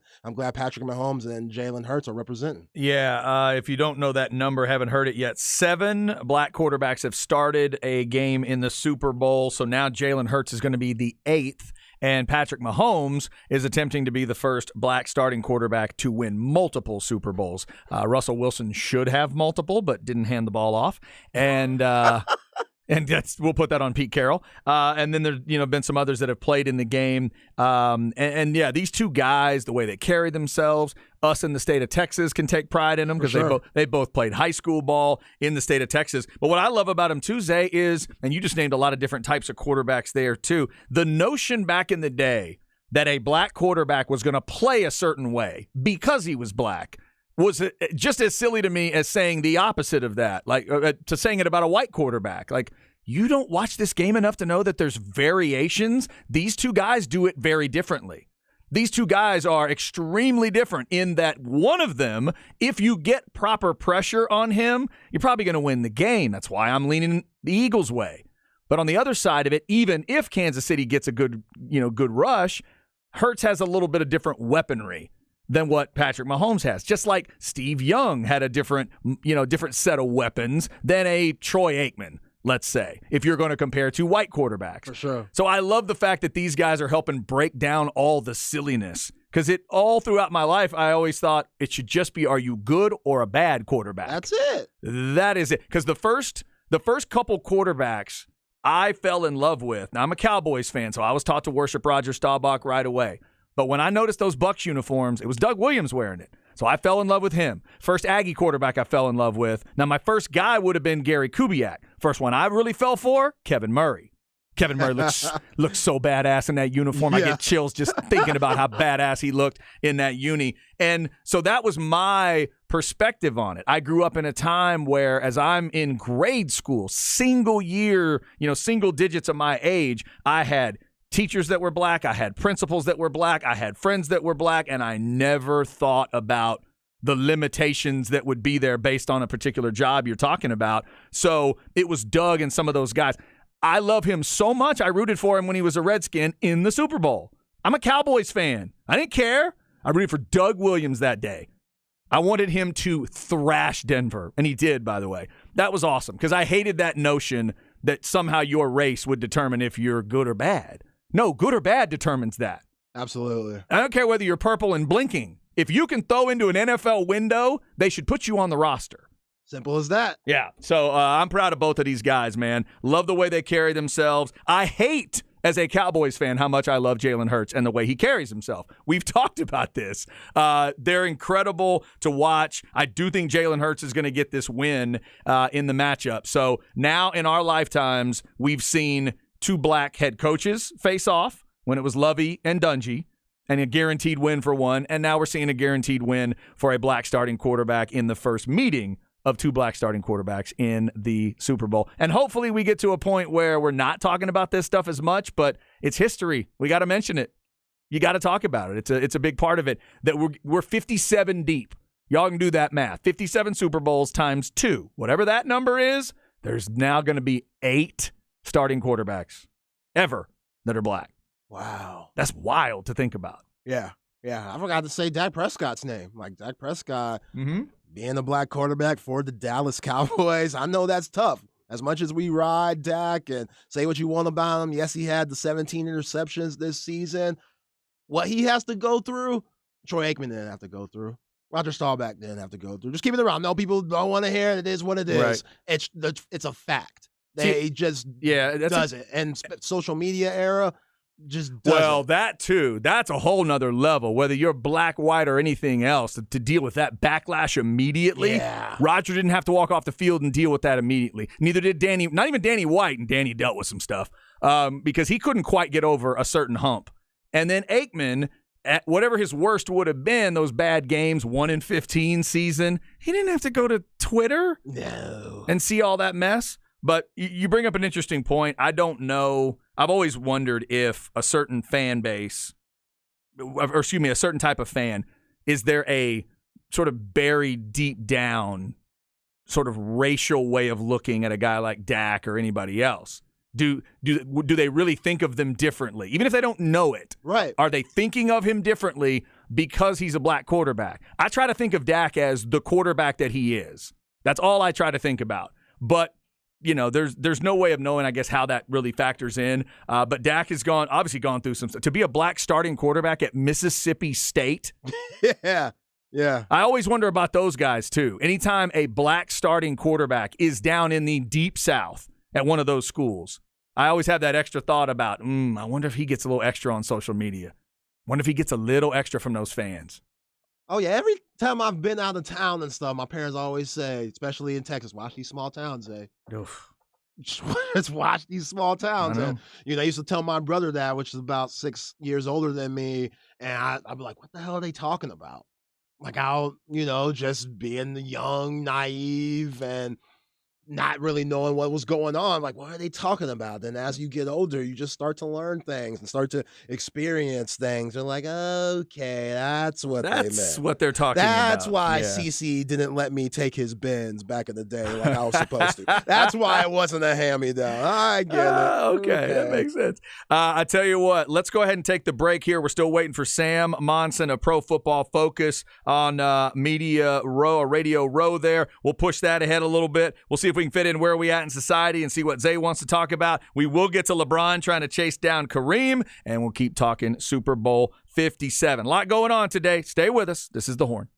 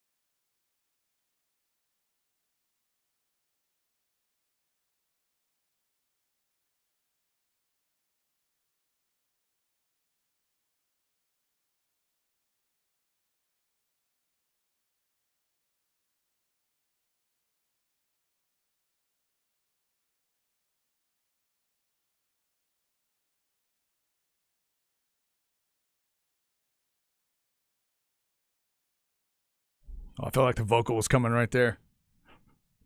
So you just listened to Biggie's first album, right? Correct. You remember this beat on Warning? Who the hell is this? Paging me at 5:46 in the morning. Crack a dawning. All right. Yeah. Okay. That's not the song. That was the sample that Diddy used. This is the sample. This is the original. Wow. All right. I do not know what it is, though. Sounds like a great guitar player. Yeah, shout out to who sent me this on Twitter. My man Patrick. Okay. He said, Zay, let's have more of this artist for your music leads with Hastings. Okay. Man, I This like is it. tough because this guy has a very unique voice that you would get, but I don't know when he comes on this song. This is a 12-minute song. Okay. Who we got? Isaac Hayes. Oh, okay. All right. Yeah, that is a unique voice. So it's going to be way down there. Yeah. Way down. Isaac Hayes. That is awesome. Isaac Hayes, Tank, Barbra Streisand, Def Leppard. They've all been a part of the show today. Still waiting on Sam Monson of Pro Football Focus. Maybe we can get that at the top of the 2 o'clock hour. That'd be very cool. Right now, let's see what Zay wants to talk about. A little where are we at in society. Here we go. Where are we at in society today? All right, Zay, what do you got for us? All right, Chad. So Cam and Jacob, thank you guys again for helping me out in that first segment in the first hour. But we briefly talked about this, and it just came natural because Cam brought this guy up, and this guy's been famous for his quarterback school, Trent Dilfer. Okay. Now, Yeah, he's the Elite 11 guy, Yeah, right? the Elite 11 guy, Yeah. big time, even though he was decent quarterback at best. I mean, Super Bowl winning quarterback, but we'll get to that. That's a big part of my point for this topic today. Hey, Ray Lewis has always said that Trent Dilfer carried them to a title. He's always said that. Yeah, I'm sure he said that on this 30 for 30 documentary where they're Sure. talking about we're the best defense ever. What about Trent, though? Who? Sam Adams and Siragusa, they've always said it was all about Trent Dilfer. Yeah. Nobody remembers. People think that Joe Flacco played for 20 years and has 2 rings. I know. Nobody thinks about Trent Dilfer. It was Dilfer. He had a good night that night, too. Big pass across the middle to, was it Brandon Stokely? Is about the only play I can remember. Brandon but Stokely. They whipped those Giants like they stole something. That was like a 35-7 Super Bowl, man. They killed them. So I guess on this documentary, it's a 19-second clip going around social media of Trent Dilfer basically saying he's not impressed with this new era of quarterbacks. He goes, I like Tom Brady, I like Aaron Rodgers, but I'm not impressed with quarterbacks nowadays. They can't get hit, this and that, blah, blah, blah. So, yeah, I mean, like I said in that first hour, if Joe Montana says this, cool. I respect that. Troy Aikman says this, cool. I respect that. Dan Marino, Steve Young, bet. But Trent Dilfer saying something like this, even if I get what he's saying and he is saying some things that are right there, they are facts. I get what he's saying. But Trent, come on, bro. Not you. Not you saying that you don't throw Tom Brady and Aaron Rodgers' name out there when you're trying to prove this point. Those ain't the guys to say. Come on, Trent. You better than this, bro. So you're okay. So then, for you, the fact that he's associated with Elite 11 and the sort of development of quarterbacks and Just assessment of saying, quarterbacks, that's cool. You deserve to do that. You should do that. You've been there and done it. You've played at the highest level. You have won a Super Bowl. but you're saying that doesn't give him the platform to go where he's going. If he would have not say Tom Brady or Aaron Rodgers, I'd still be cool with it. Okay. I still think he'd be a little crazy because he's Trent freaking Dilfer. I see. And you're saying he's being a little unrealistic when he's putting those two guys up against everybody else. No, I'm saying that the fact that you have the nerve to say, okay, yes, it's an easier game from when you played, but don't put those guys in the conversation. I see. Okay. Like, that's what he does. That's what he says. He says, I love Tom Brady and Aaron Rodgers. Let's see. I got the audio here. Let's see if it's loud enough to play before I have to edit it, but let's see how it goes. Okay. It's not. Okay. All right.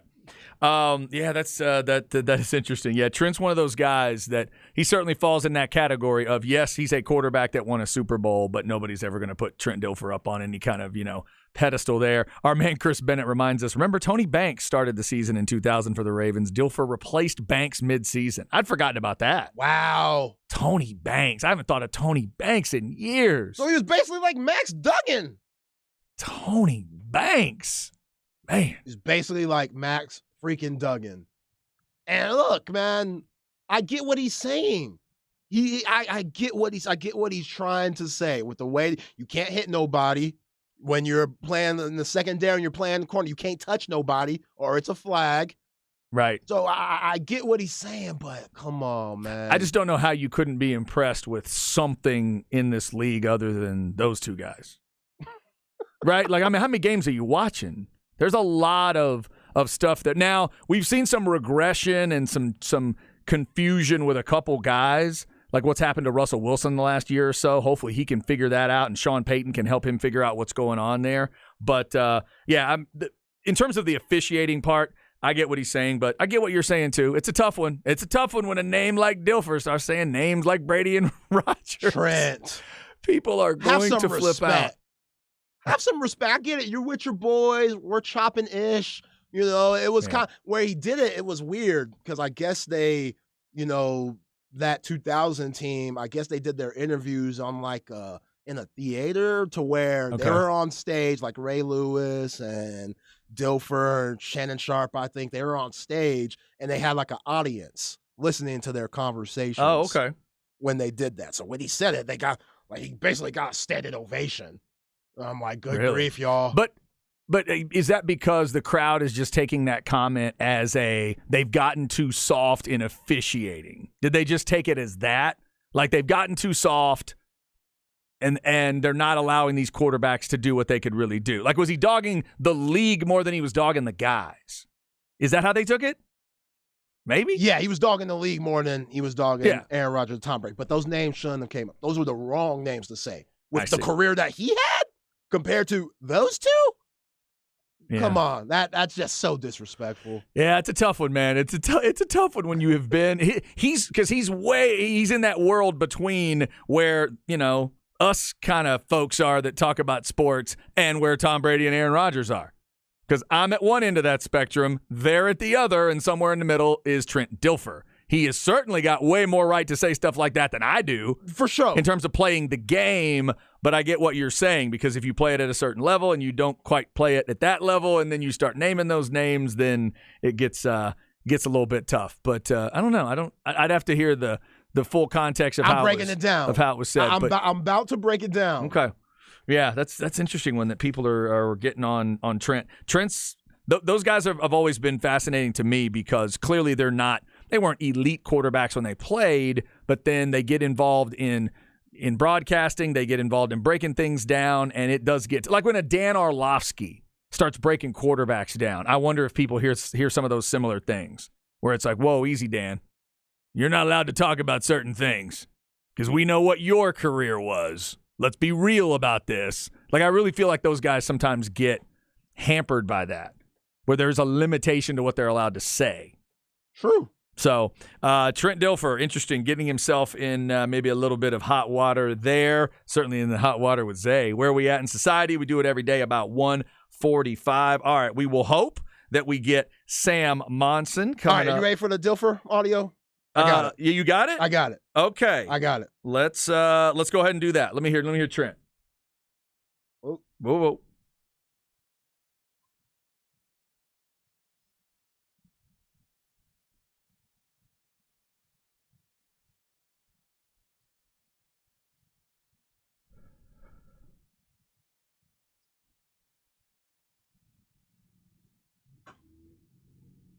So he's basically trying to hype up his defense. 2000 okay. defense. Okay. I see. But the way I'm hearing that, Zay, is he's putting Tom Brady and Aaron Rodgers into the group of now. What I heard was, look, I'm not saying anything bad about Brady or Rodgers. It's impressive what they do, but I'm not overly impressed with it. I thought he was putting them into the category with everybody else. Because he's saying you can't hit Aaron Rodgers. You can't hit Tom Brady. And you can't redirect their receivers. They have it easier at the end of their career here than I would have had it back in the day. Than these guys, my defense made it tough for people. That's how I heard it. I think that's why the crowd yelled. They took it as a old school versus new school. Oh, yeah, that's what you're trying to deal. say. But I don't think he was trying to put Tom Brady and Aaron Rodgers in a different category. I think he was trying to, in a way, he was sort of qualifying them and why they've been able to go as long as they have because they do have these different rules that apply. That's kind of how I heard it. Either way, sound a little disrespectful to me. Either way, you gotta be careful. Yeah, you gotta be careful, Trent. I get it. Those are your boys. You love them. They got you a ring. The main thing he's trying to do there is he's trying to be able to walk out of that room without those defensive players being mad at him. Yeah. So he just needs to talk defensive football. He did there. that. He definitely did that. That 2000 Ravens team was big time. They've got the documentary out right now. Where did you tell me that was? That's at ESPN? ESPN. 30 for 30? 30 for 30. If you it wanna might just be the ESPN Plus, though. Yes, go check it on the app. And that is good. All right, so we're told. Let me see. I'm gonna ask if Mr. Sam can do 205 with us because Sam Monson is about. We might get him right at 2. Right at 2. Yeah, we might do him right at 2. Yeah. Okay. All right. Well, let's go ahead and take the break now. He may be walking over now. We'll take the break now. Hopefully, Sam Monson of Pro Football Focus coming up, and we'll talk some Super Bowl with him. Stick with us. It's The Horn.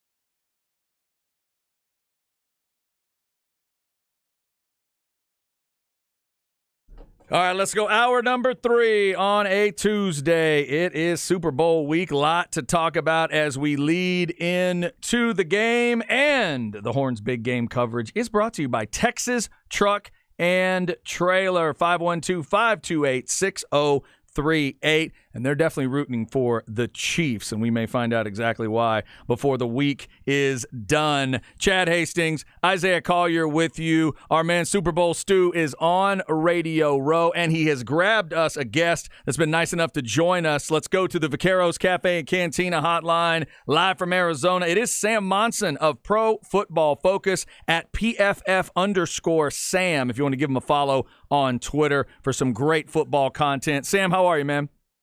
I'm doing well. How about you? Man, I'm doing good. Thank you so much for the time. I was excited when I found out we were going to talk to you because I love a good football breakdown, and you guys do it better than anybody. Let's go ahead and start where others might finish.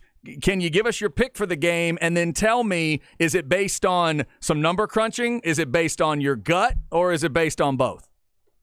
Yeah, I like the Chiefs in this one. I think they should be favored. I think we're focusing on Patrick Mahomes and the injury and the fact that the Eagles have been on this incredible run and how good they are. But I think anytime you're starting from the point of Mahomes, Travis Kelce, Andy Reid, they should be the favorite in pretty much every game. And all the things that we like about this Philadelphia team, they're legit. They've done an incredible job this season. They've won the games they're supposed to win. They've won them pretty much how they're supposed to win them, but they really haven't been that battle tested. They haven't run up against teams like the Chiefs. They've been front runners the whole season, and we know what happens if the Eagles go up 10 points. We know what happens if they have a double-digit lead. Mahomes doesn't care. They can get that back in an instant. I don't think we know what happens if the reverse is true. If Patrick Mahomes and the Chiefs put a couple of drives together, put the Eagles in a hole early, and all of a sudden that offense has to try and come from behind, and Jalen Hurts has to try and play the way we know Patrick Mahomes can play. Sam, let me ask you this. We all know the headliners. You said Travis Kelce, Patrick Mahomes, and on the other side, A.J. Brown, a huge addition with that trade from Tennessee, and then Jalen Hurts, the year he's having. Miles Sanders, also a Pro Bowler. Anybody that you're looking at in this game that's not one of those household name guys, but that you think can make a huge impact on the outcome? I mean, I think the entire Chiefs secondary, those guys have played extremely well this season. They're not big household names, but they've been making plays. The Chiefs rookie class this year has been pretty incredible in terms of the production, the contribution that they've been making. But then they're kind of household names, but I think those two edge rushers for Philadelphia have the potential to be really big impact players. I think both of them are matchup problems for the two Chiefs tackles, Orlando Brown and Andrew Wiley on the other side. I think those guys are potentially overmatched when they're dealing with those sort of smaller, quicker, explosive edge rushers like Brandon Graham and Hassan Reddick. I think those guys could both have big days, and presumably Patrick Mahomes still won't be 100%. Talking with Sam Monson of Pro Football Focus. Sam, that's exactly where I was going. I think the people that picked the Eagles in this game, they're thinking the rush is going to get there. They're thinking the pressure is going to get to Mahomes. Maybe the injury factors in as well. So for you, leaning towards Kansas City, do you trust that Kansas City front to protect him? Do you think Patrick is maybe dealing with a little less of the injury? Or maybe it's both? Yeah, I think he'll be under pressure. I think he's going to have a game where he has to deal with it some way or other. I don't think it will be as bad as it was the last, the Super Bowl against Tampa Bay. I don't think he's going to get overwhelmed. I don't think this offensive line will get overwhelmed. But I think definitely Brandon Graham, Hassan Reddick on the edge, they're going to have some wins, and they're going to put Mahomes under pressure. I think you're right. Number one, he will be a little bit more healthy than we saw. He's had a couple of weeks. The other thing is, Mahomes is freaky good in the pocket. We all think of all the plays he makes outside of the pocket and on the move and the crazy ad-lib throws that he makes and all that kind of stuff.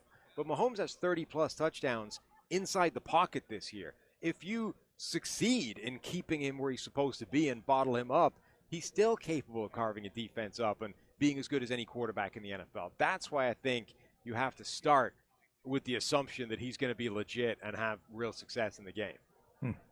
Yeah, he was amazing on one foot against Cincinnati in that AFC Championship. You can only imagine how he's going to be with 2 weeks of rest. But, Sam, let me ask you about this. Even though we're the Horn, we put the Dallas Cowboys games on our station, and we have a huge Cowboys following being here in Austin.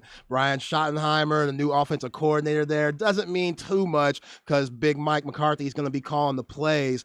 How do you think that's going to work in the 2023 season with leading interception holder Dak Prescott?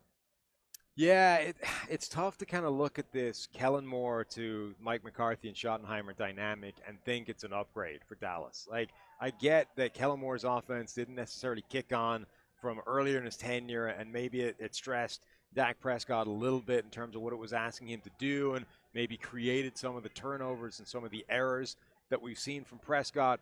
But overall, when you look at the numbers and when you look at the play calling, that was a good offense under Kellen Moore. It had a lot of success. It was really productive.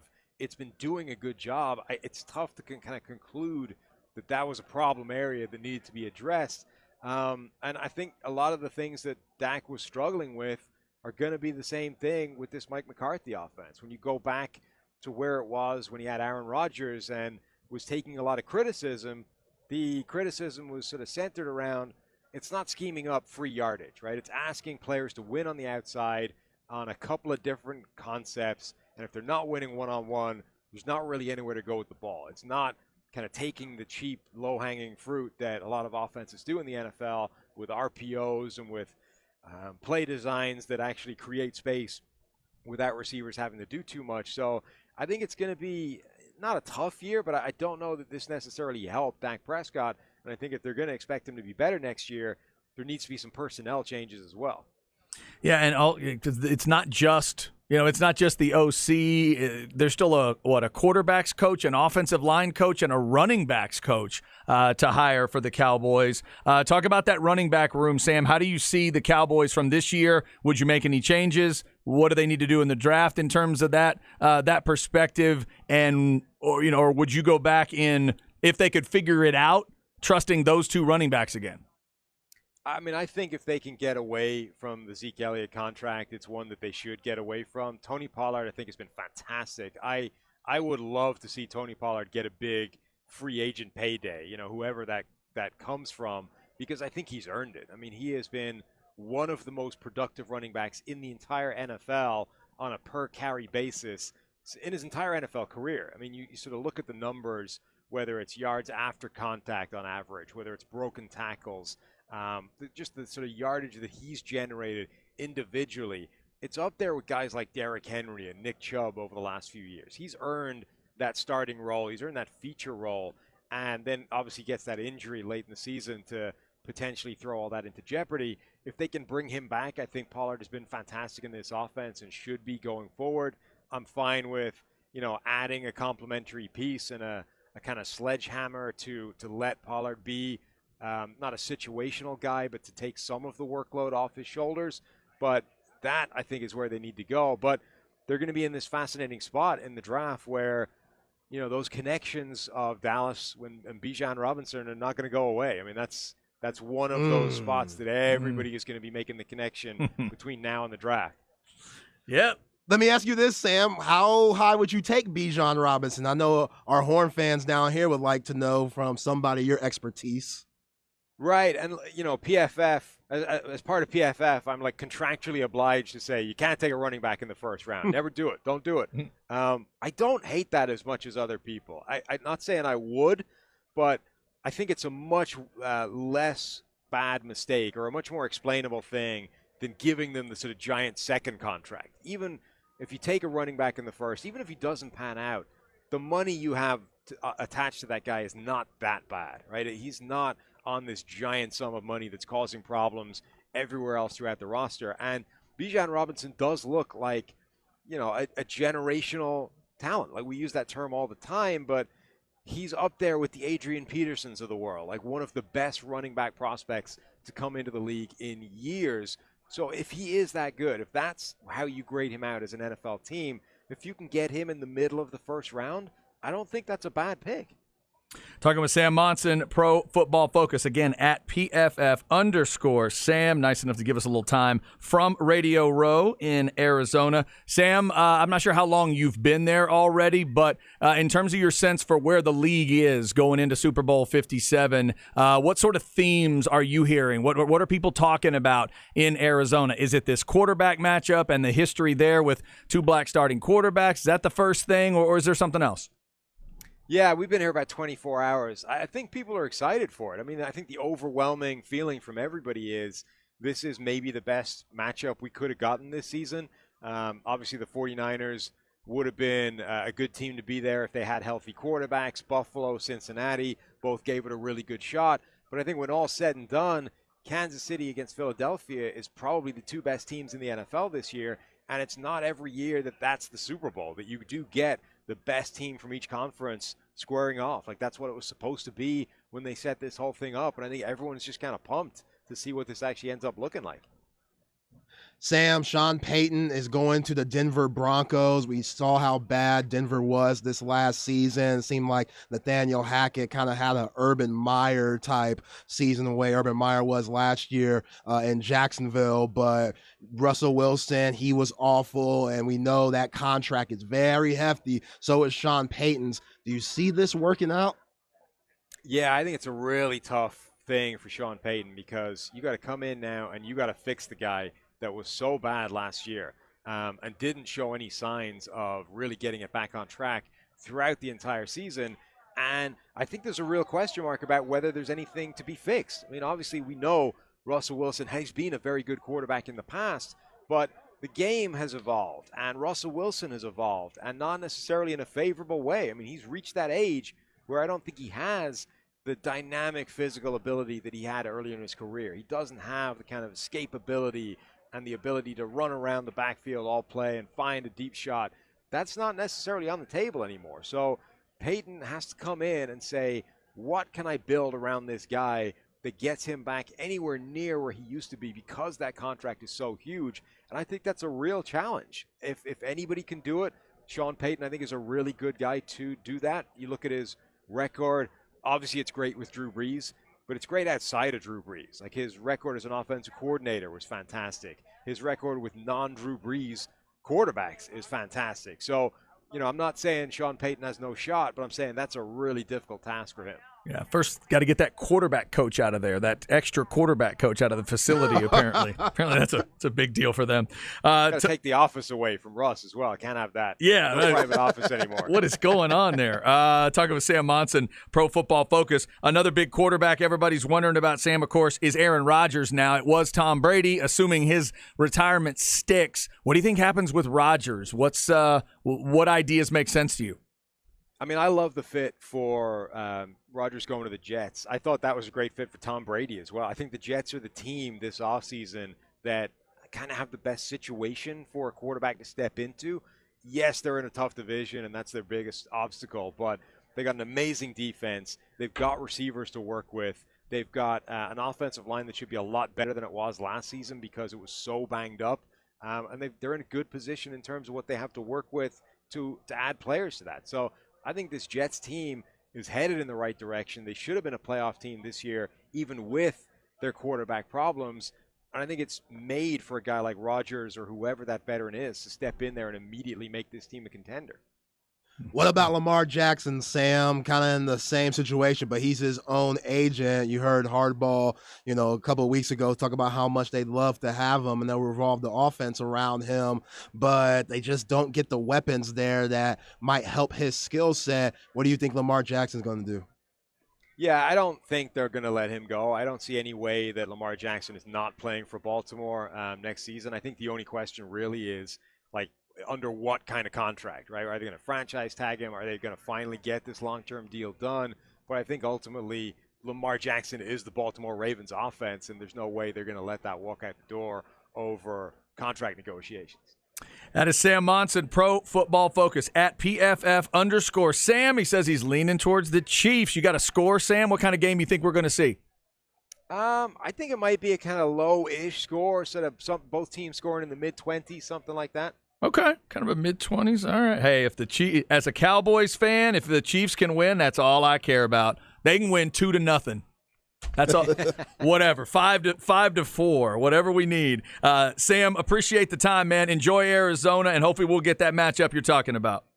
Thanks, guys. Take it easy. Thanks, you, Sam. man. Sam Monson, live from Radio Row. Thanks to our man Super Bowl Stu for getting it all set up for us. And again, thanks to the good folks at Texas Truck and Trailer. Our big game coverage this week brought to you by Texas Truck and Trailer. All right, lots of good thoughts there on the game. He's leaning Chiefs. I hope he's right about that. And if that plays itself out, Zay, that's going to mean Mahomes is able to deal with that pressure, and then that offensive line's able to, kind of keep him clean. And I think it'll also mean that the Chiefs are able to move the sticks. I'm wondering in this game how important the old time of possession will be, because the Eagles just want to choke you out that way, get an early lead, keep the ball away from you. I wonder if the Chiefs can play like a gritty, nuts and bolts version of football in this game and take what they are given instead of trying to go for flash, because this can be such a flashy team.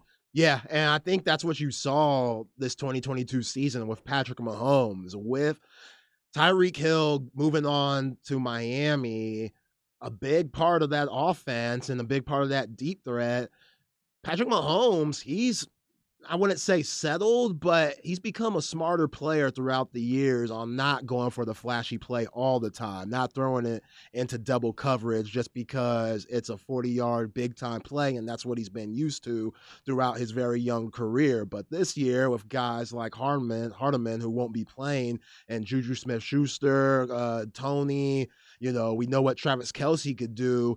At times, they've been able to dink and dunk their way up the field and have those long 10-play drives where you go 90-something yards and take about 6 minutes, 7 minutes off the clock. They're good with doing that. Yep. And, that allows that defense on the other side, which can be vulnerable at times. We just heard Sam talk about how, their secondary's underrated, but that's their weak part. If Chris Jones isn't getting pressure on the quarterback, then that defense, they could get ate up. So the fact that they were able to get pressure on Joe Burrow and knock him down and just have that in his mind, like Joe Burrow didn't play a good fourth quarter. No. Because he was worried about getting hit and just not having the time that he was so used to having this season. So if they could do that, then the Chiefs, they're in good shape. But those three running backs for the Eagles, Scott, Kenneth Gainwell, Miles Sanders, and you throw Jalen Hurts in there, if he's going to be that Jalen Hurts that we saw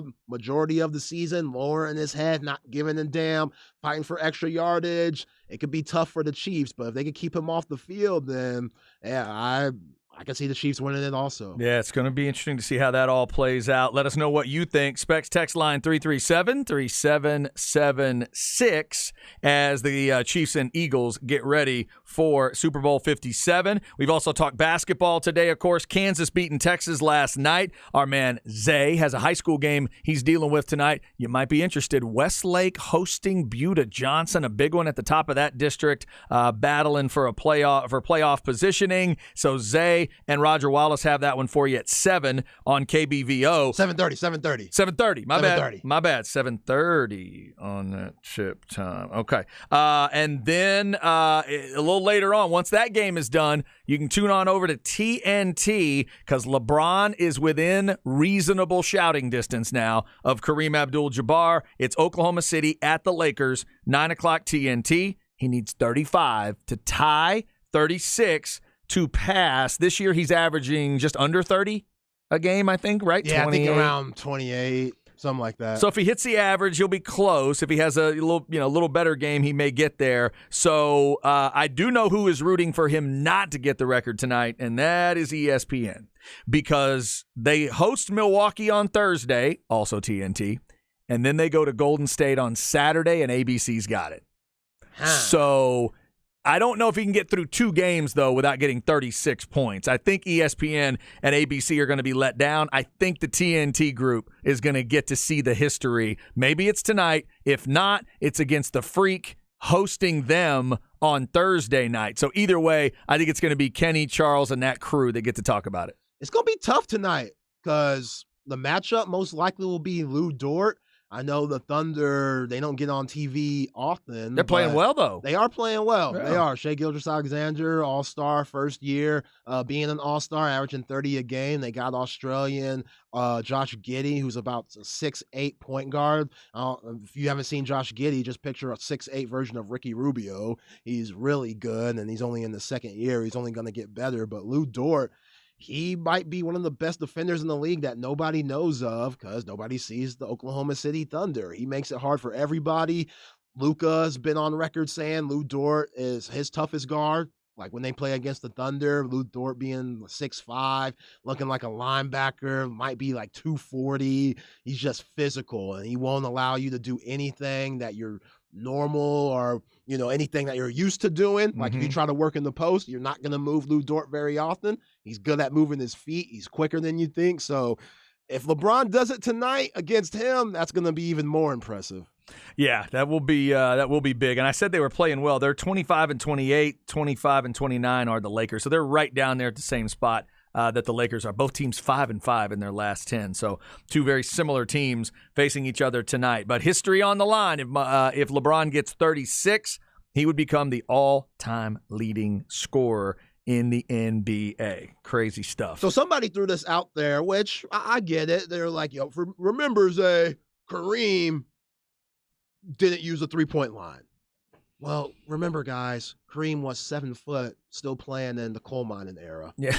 Oh, here we go back to the coal mines. Let's remember that. Let's remember that. Look, in 1975, I'm in the league giving you 12 a game. I'm sorry. I'm in the league giving you 12 a game, posting up little Gail Goodrich, like, come here, Gail, you can't guard me. Sorry, Jerry West, I love you. Don't throw a temper tantrum because we know you got a temper. Winning time, you can't guard me either. Elgin Baylor, those guys, maybe. They're like 6'8". That might be a tough guard. But still, Walt Clyde Frazier might be my toughest matchup. But let's keep it real. The era that Kareem played in, the 80s. I love the 80s, respect it. The talent, it's not what it is now. I know it's an easier game. Trent Dilfer, I know it's an easier game now. I get it. Now we're crossing Trent Dilfer into the NBA. I know. You can't touch nobody, hand check. I get it. But Kareem was 7 foot playing in the coal mining era. Just keep that in mind. Wow. Okay. All right. There you go. Let Zay know what you think of that. That is the Specs text line 337-3776. Somebody here texted in. I like him getting it in Milwaukee. Both of Kareem's teams, Lakers, Bucks. That would be an interesting balance. That'd be the if deserved matters. That's how it would happen. It would happen in Milwaukee. Sorry, it's in LA. They're hosting Milwaukee though on Thursday. So we'll see what happens tonight in case you're looking at maybe peeking in on that. Up next, we'll get you why today matters. February the 7th, we got a big anniversary around here we need to mention, plus the birthday that was half of the slap heard around the world. We will get into that too. Plus a big dog in music has a birthday today. We'll hit it all next on The Horn.